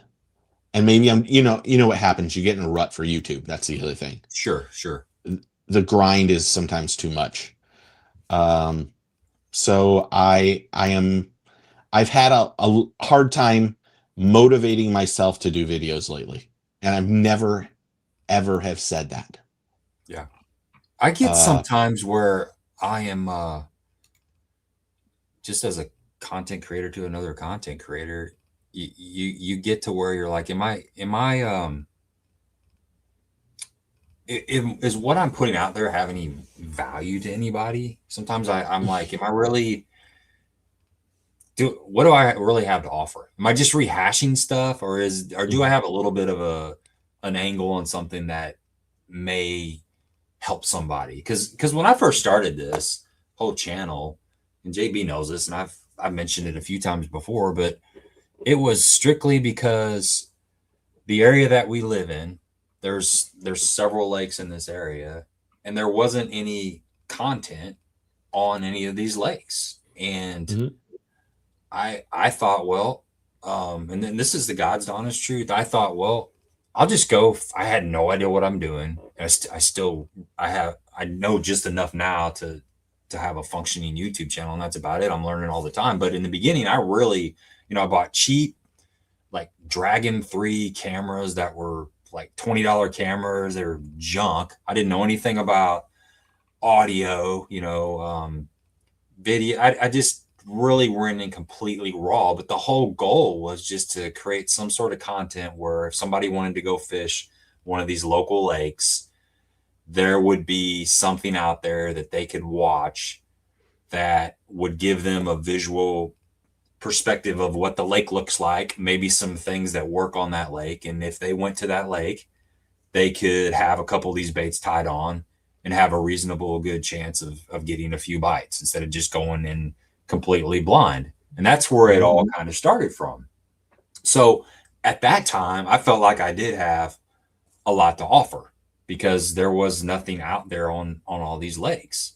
But as you do this more and you go on and the years go by and stuff, you can get caught up in chasing the trends because that's, low-hanging fruit, so to speak. And you see other people doing it. We talked backstage about somebody that's been really successful at doing that. That's the low-hanging fruit. But you also have a moral compass. And so the battle is, do you stay true to yourself, or do you meander a little bit sideways because that's going to generate some additional traffic and some additional views?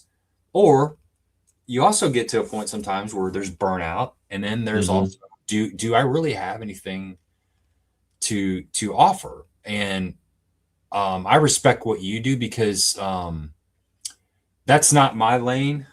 What you do is, I'm completely different from that. My whole thing is just going out and fishing and trying to capture that, and then promoting some of the products that the people I work with have. The ones that I catch fish on and I really really like. Some of them that I don't have a lot of confidence in, I don't really talk about.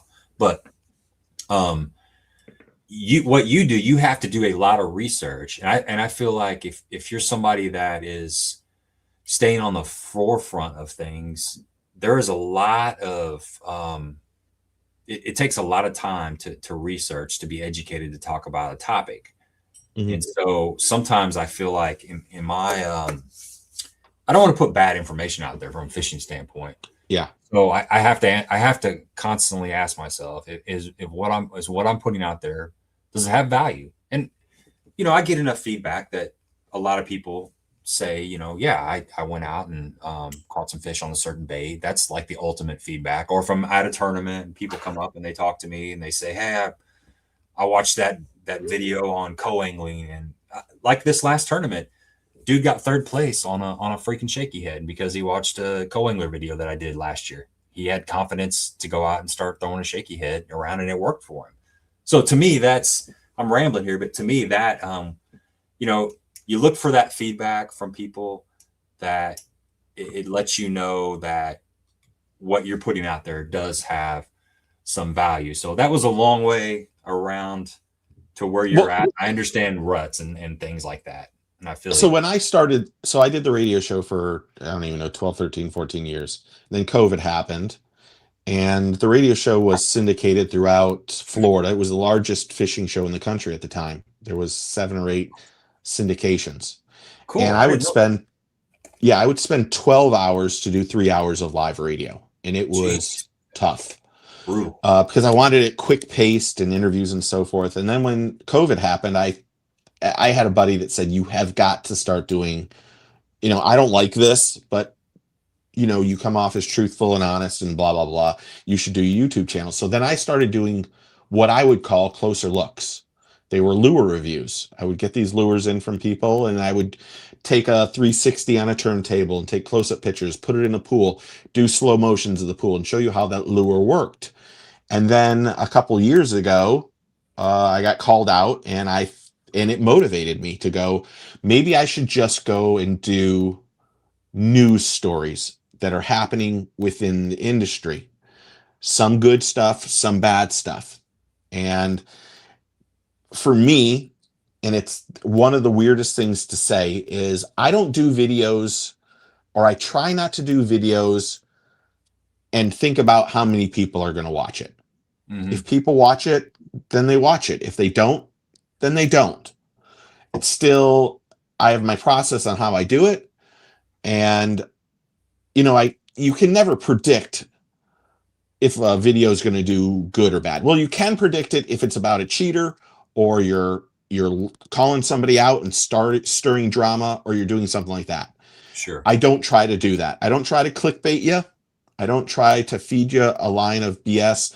I try to be very unbiased and try to see both sides of a story.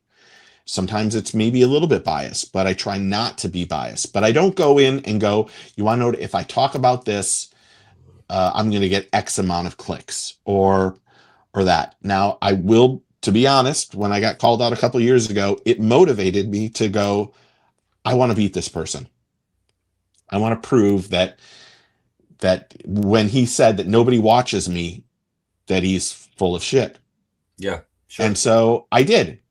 He was 1 million ahead of me 2 years ago. I'm 4 million ahead of him in a year. Obviously, there's somebody watching. Right. And so I think we need I think the motivation like that. and that was my motivation. I have no problem admitting it. It was my motivation. I needed to do it for me. And then so I switched my channel from being closer looks to more news related.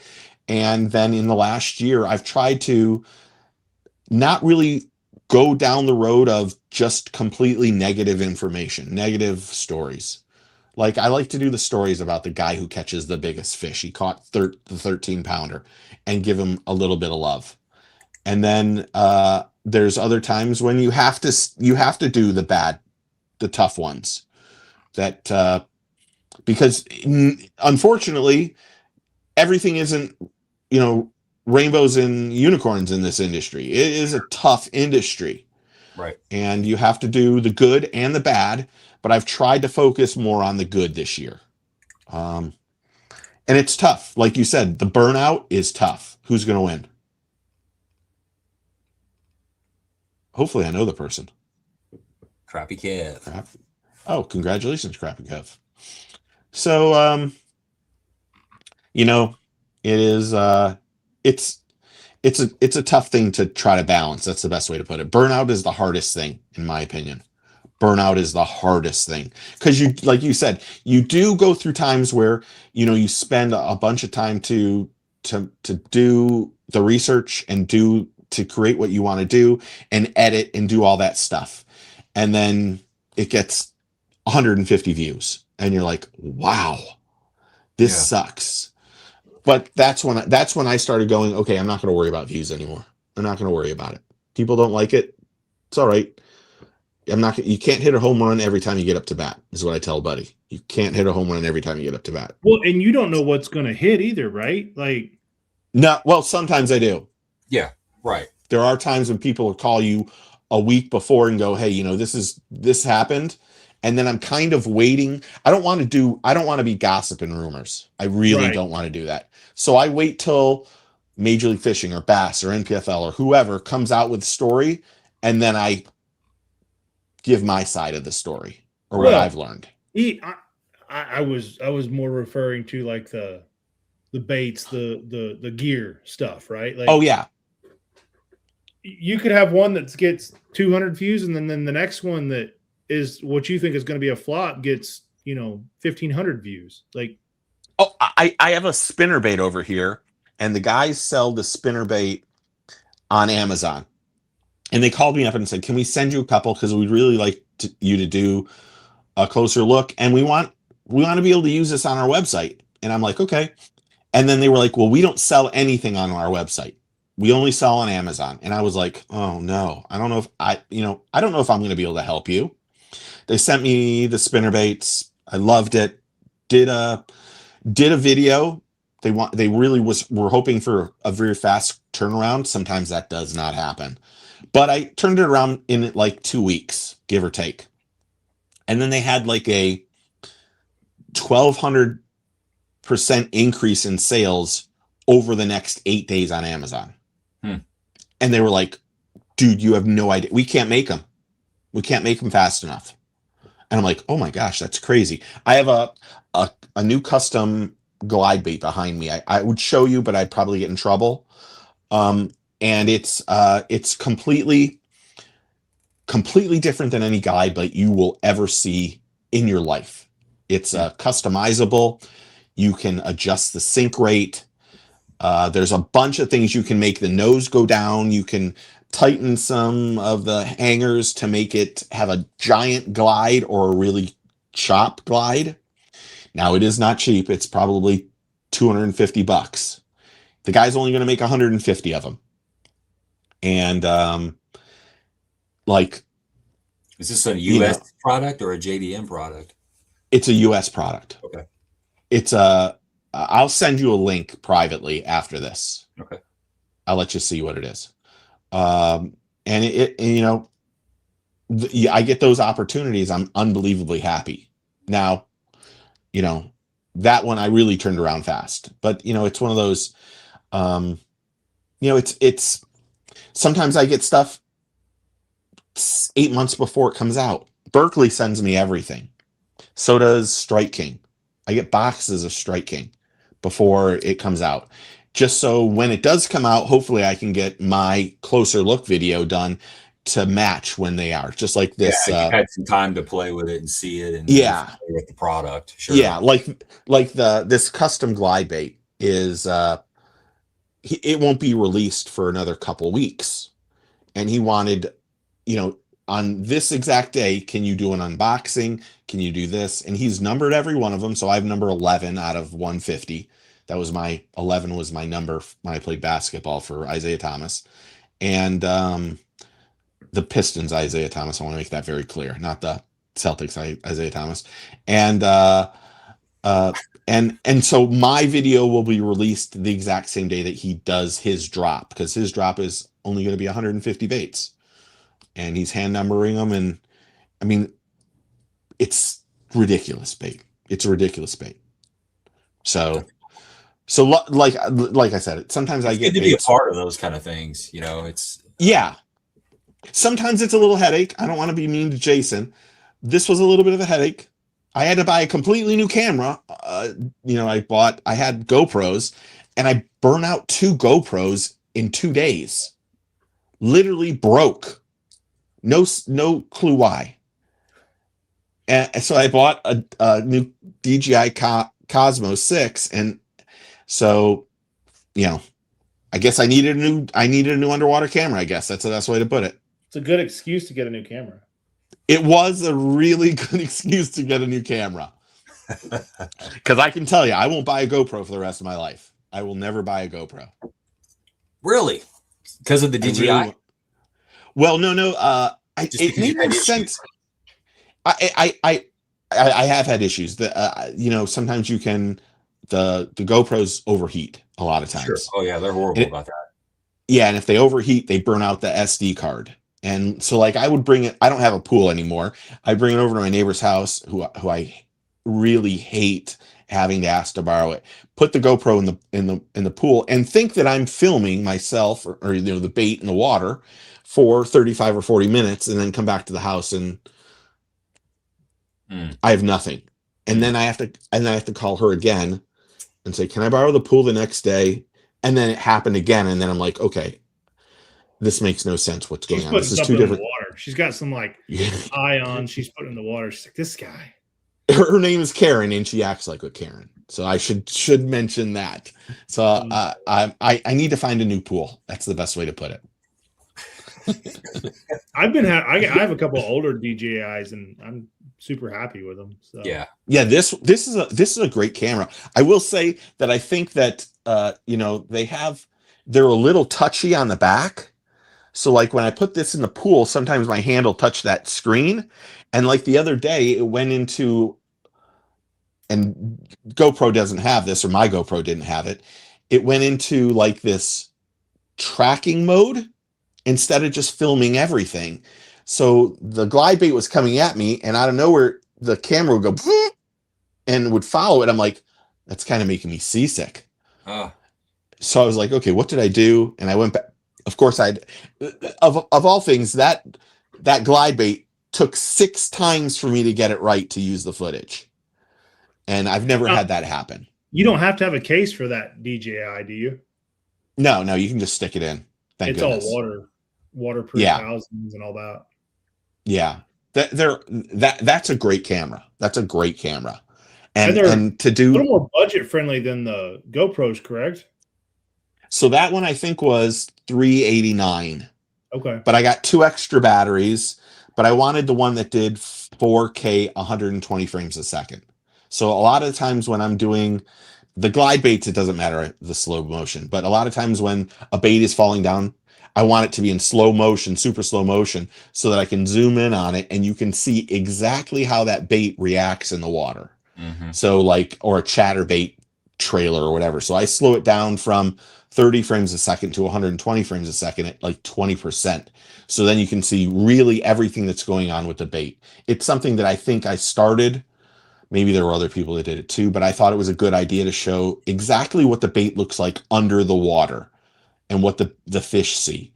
And then in those videos, I take up close videos. I have a turntable over here that does 360.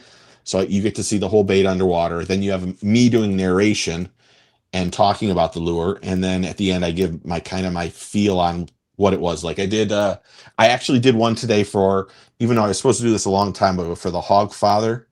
So this one is coming out in the next couple days. Love me some Matt McBee. He's a good dude. Yeah. And so you get to see the bait up close and the narration, and it just was, that's how I started the channel, and that's what I need to do more of, because I stopped doing it, and now I've had a lot of people ask, why don't you do these closer looks? And I still get baits every week. Like, I tell people, you don't have to send me anything. I don't mind buying it at this point in time. Yeah, but I don't need 70 pounds of soft plastic just sitting over there. Mm-hmm. Why do I need 2 of every color of every size that you've made? Just send me 4 packs of them. Don't send me, I mean, I'm not joking. There's a box over there. Send me a variety pack of green pumpkin and we'll call it good.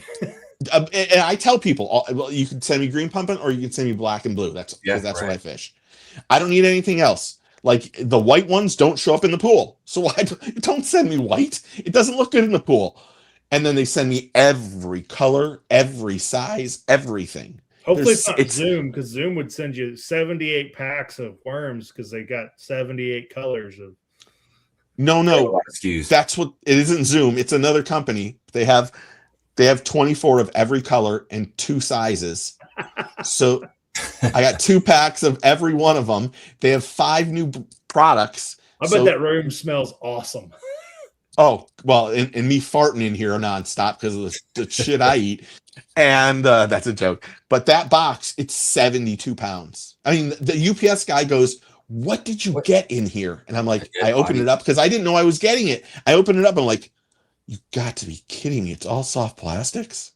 He's like, that thing weighs 72 pounds. And now, the truth be told, I'll take a couple for myself, but I don't donate all of it back to like teen sport fishing. So they have, they'll raffle it off and try to get money for their class, the kids that go, their high schoolers that go to the classic or whatever it is, high school classic, all that stuff. So probably 96% of the stuff I get goes back to Seminole Junior Anglers or teen sport fishing, or there's another group that I give stuff to. So it works out. It does work out. Yeah, that's good that you're giving it to a good cause. Somebody that needs 70 pounds of plastic. Yeah, I mean, now don't get me wrong. You send me, like, I use a worm from DOA Lures. That's a Cinco. It's just like your Yamamoto one. Probably not as good as the Yamamoto one, but it's good. And I'll call them up and say, can I get 100 of the 8-inch worms or the 6-inch or the 7-inch worms? And then those don't go anywhere but in the tackle box. I will not give those ones away. Yeah, it's like a proven confidence bait. You need those. You're gonna use those. Yeah. I know it doesn't matter how many I have. I can never have enough. Right. And then there's other ones where, like the box over there is all Grande Bass stuff. And I love the Grande Bass guys, but my God, can they send me everything? It's just yeah, it's ridiculous. That little rattlesnake worm, though. Don't sleep on that. That's a good little. There's a bunch of those in there of every color. Yeah. They're the small one and the big one. They have a unique smell too. Yeah, those ones I don't do. I also got a bunch of baits from a guy called Johnny Baits that I've been slowly. They are marijuana smelling. Really? They are made. Where are they? Out of curiosity. You got the coffee scent from Strike King. Now you got the cannabis. I mean, it's a natural progression. It's 2026, for Christ's sakes. And they do work. THC for bass. I mean, come on. They just lay down in the live well and they chill. Let me see. Hold on a second. Donnie Creek. Okay. So if you were to actually chew on those, well, I'm not doing that. Okay. Maybe they don't cure the shingles right off the bat, right here. And now, to each his own. To each his own. I have. I don't drink and I don't do drugs, but I can tell you, they smell like it, and that's not an exaggeration. It smells like South Cape. That is so common nowadays. And quite honestly, smell it. When he sent these to me, I kind of felt like they're called hemp infused baits, and I thought this has got to be a gimmick. This has got to be a gimmick. They have a one that has a trailer. It works pretty darn good. I'm sure it It's does. and they're a little bit more dense baits. They're not like a Z-Man where they're elastic and stretchy. So you need They're a little more dense, and they hang on to the hooks a little bit better too. You need to fish those on like a Tuesday or Wednesday. Get them a little taste of it. Get them addicted to it, and don't show back up until Saturday. Yeah, that's a bait that all the fish are addicted to. That would be, it's it's just I get that. And like I said, there's kind of stuff hidden all over this place. There's the custom baits and a bunch of loose stuff, and sometimes you're lucky. Sometimes it's just really nice to get some free stuff. Sure. Yeah.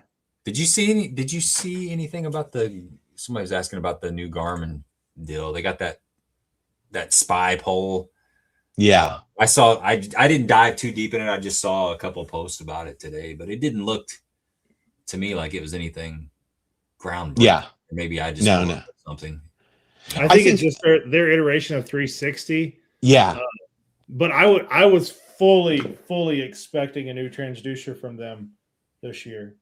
But yeah, I think they said they were going to do something new transducer this year. ICAST, maybe at ICAST. Did you guys come down for ICAST? No, we've never been. Why not? I don't know. I have the opportunity to go. I just haven't went. I need to do more of that. We were going to go to Red Crest. I was talking to JB about going to Red Crest, and we just decided against it just because of taking vacation from work, and it's a 5-hour drive, and it's like I have all these things I want to do, but I have to kind of pick and choose on those things that I actually do. So for you guys, if you talk to the right people, they will take care of your hotels. You know that, right? So, and they have like 7 days of events for people that are media oriented. At ICAST, you're talking? No, at Red Crest this year. Red Crest. Okay. I can forward you something later on that you can look at. Okay. I mean, I haven't written it off 100%, but I've written it off 5%. I mean, ICAST is, I think if you've never been to ICAST is amazing.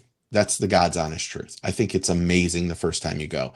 Okay. I think as the more and more you go, you kind of get jaded from it, because you always hear it's the next greatest thing, or the next, you're going to see something revolutionizing or innovative. And really there's very few products that are innovative this year. That's what makes that glide bait that I've done so different for me, because, well, first, I'm not a big glide bait person, but to be able to hold on, I'm not going to show you the bait, but I'm going to show you something of it.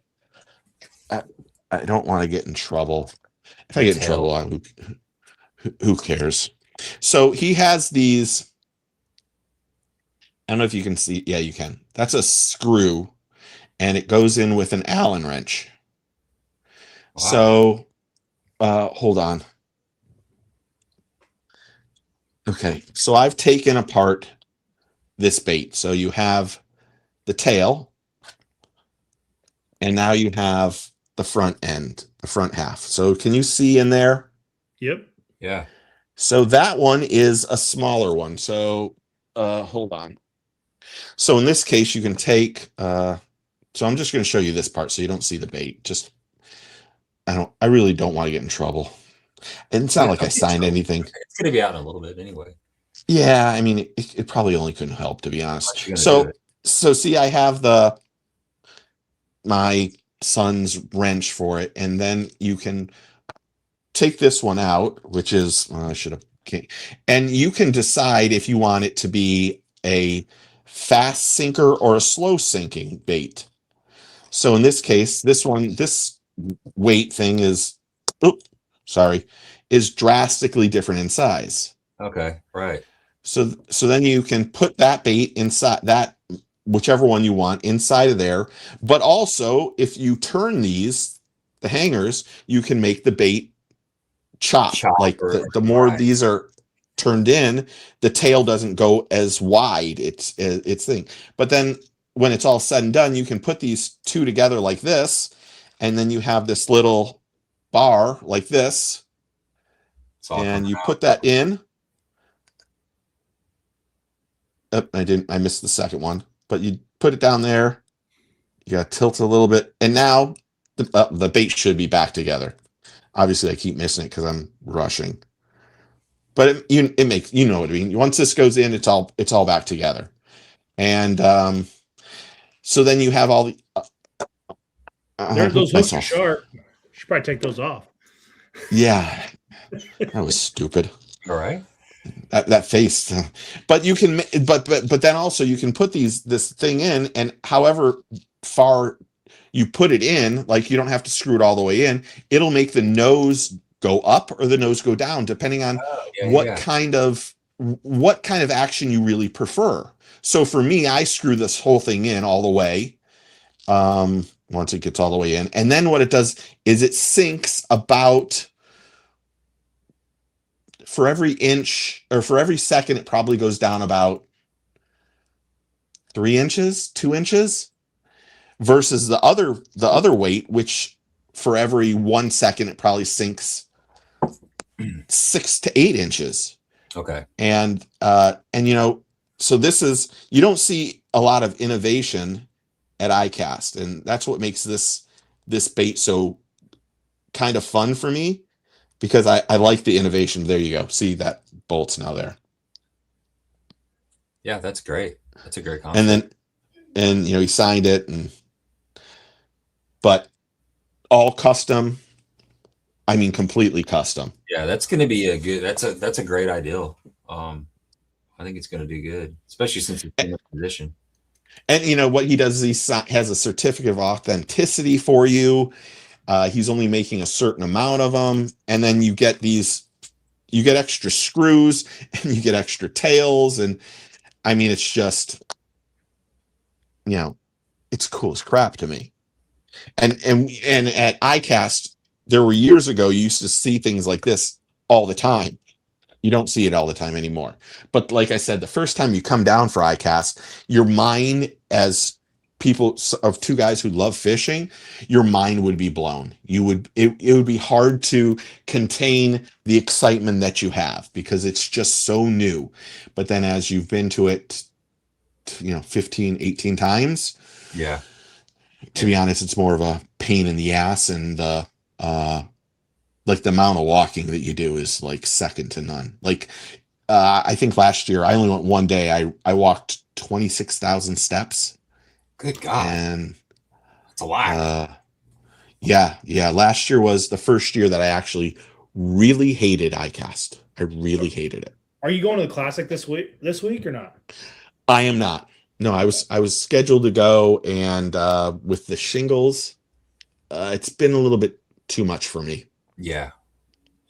So Red Crest. Oh, you're going to Red Crest?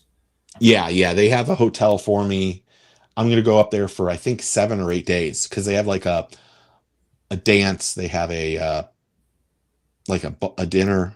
They have a bunch of things every night for like the anglers. And if you're invited, they invite you to go to that too. So I'm going to go to all the things that they have going on, everything. Wow. That's cool. So I'm actually looking forward to it.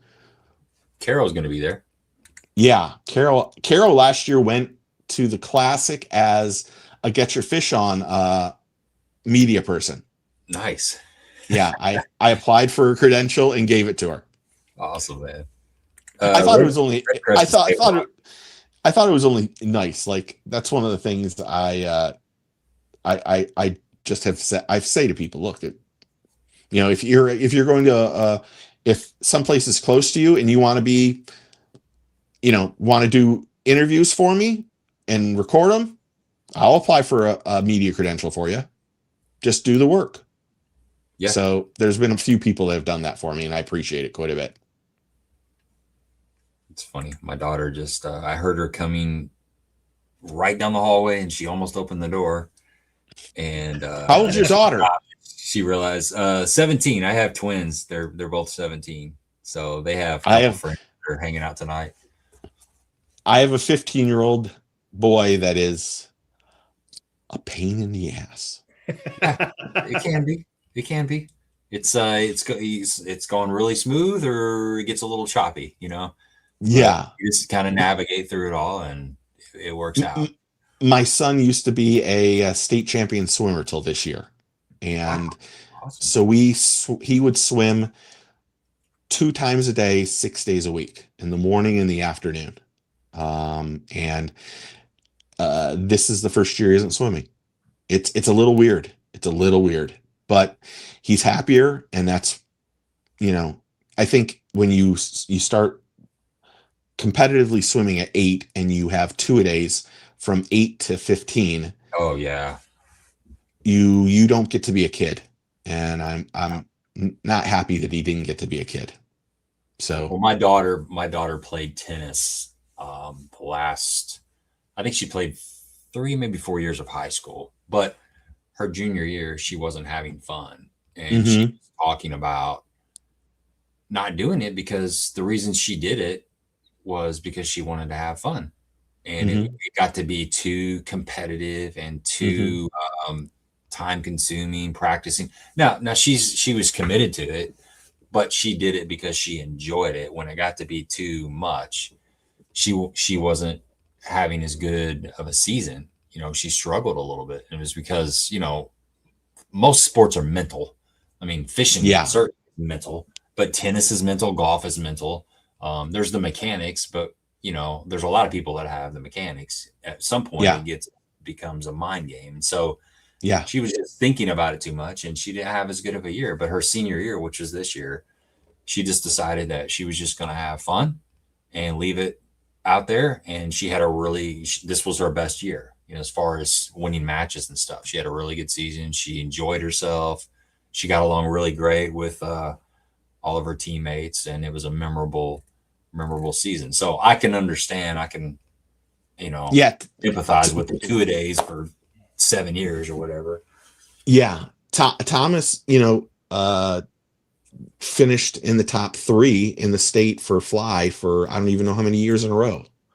And it became, there's always somebody faster than you. That's the reality of swimming. And we have a couple kids down here that are next level at a couple years younger than Thomas, and they age group. And we have a young man named Reef Meeking that's one of Thomas's closest friends. This kid's an Olympic swimmer. He is an Olympic swimmer, where a 1/10 of a second matters. He was beating Thomas by 3 or 4 seconds, and he's a year younger than Thomas. And they would get together in meets, and Thomas wasn't going to regular swim meets. You had to go to invitationals. It's not fair for Thomas to swim against kids that are only swimming during the summer. We lost a very close friend that went to our church, and their son swam for a summer, and they talked about how their son was killing everybody. And I was like, oh, that's great news. Congratulations to him. That's the best news. And then there was one swim meet at the end of the year, and it was Thomas against this young man. And the dad, my son hasn't lost all year. And, let's bet $100 on who wins. And I said, it's not going to be a fair fight. And you don't want to lose this money. Thomas will destroy your son. That isn't me trying to chirp. I'm telling you, your son swims for 3 months. My son hasn't taken a day off for 5 years. And he just kept, let's bet $100. Let's bet $100. I didn't say, I let him chirp. And we got to and then he started telling me how I was a chicken shit. You must not have confidence in your son. It's okay. Let's just bet $50. Let's bet $50. I said it was a 100-meter race. I said, what does your son swim the 100 meters? He goes 1:48.9. I said, my son's going to swim it in 50 seconds. He's going to beat your son. My son is going to beat you by a minute. Guaranteed. He will finish 2 laps. My son's going to finish 4 before your son finishes 2. Thomas swam a 49.9. His son swam a 2:04.3. Dang. And I said, give me that money, bitch. Give me the money. That's what I did. Yep. Yeah, and you I gave gave him him a chance, man. You gave him a chance. I gave him the all, and we lost a friend. He went to our church. They stopped going to our church. So, you know, it's just how it's unfortunate, but I let him have it though. I can tell you that. But it's you know, he just needed a break, and he's got the break, and he seems like a happier child. Still a brat because he's 15 and going through hormones and everything else, and obviously knows more than I've ever known in my life. And I'm 53. Sure. So, you know, I just want him happy. That's all at this point in time in his life, I want him happy. Yep. That's what matters. And I wish he would fish it with me more. It's the other thing I want him to do. Yep. Cool. Hey, we've been on here for a couple hours. Let's wrap this up. It was really nice to meet you, Steve. Thanks for sharing. Thank you. Thanks for sharing your story. Good luck at Redcrest. Have a good time, and take care of those shingles. Keep those shingles taken care of, man. No stress. We got it all out tonight. After this live stream, take a deep breath, chew on some of those cannabis infused worms or whatever. That's what I should be doing. If you ever need me to come on, all you gotta do is call me and just say, Steve, you can give me 10 minutes of notice. If you don't have somebody and you want to just talk fishing or whatever is going on in the industry or whatever, I'm always here to help. If you need help with your thumbnails, just tell me what it is. I'll do my magic for you. I might hit you up, man. I might hit you up on that. Yeah, same here, man. If there's anything I can do to help, don't hesitate to reach out, whatever it is. So, all right, folks, thanks for hanging out with us. Good conversation, covered one topic thoroughly, and then we kind of just went down a few little rabbit holes. We do this most every Tuesday night. So if you're not doing anything next Tuesday night, check it out. Come on here and hang out with us. Good luck out there on the water. It's finally starting to warm up. Fish are starting to pull up shallow and bite. So this is the time of year to get out there. So have a great rest of your week.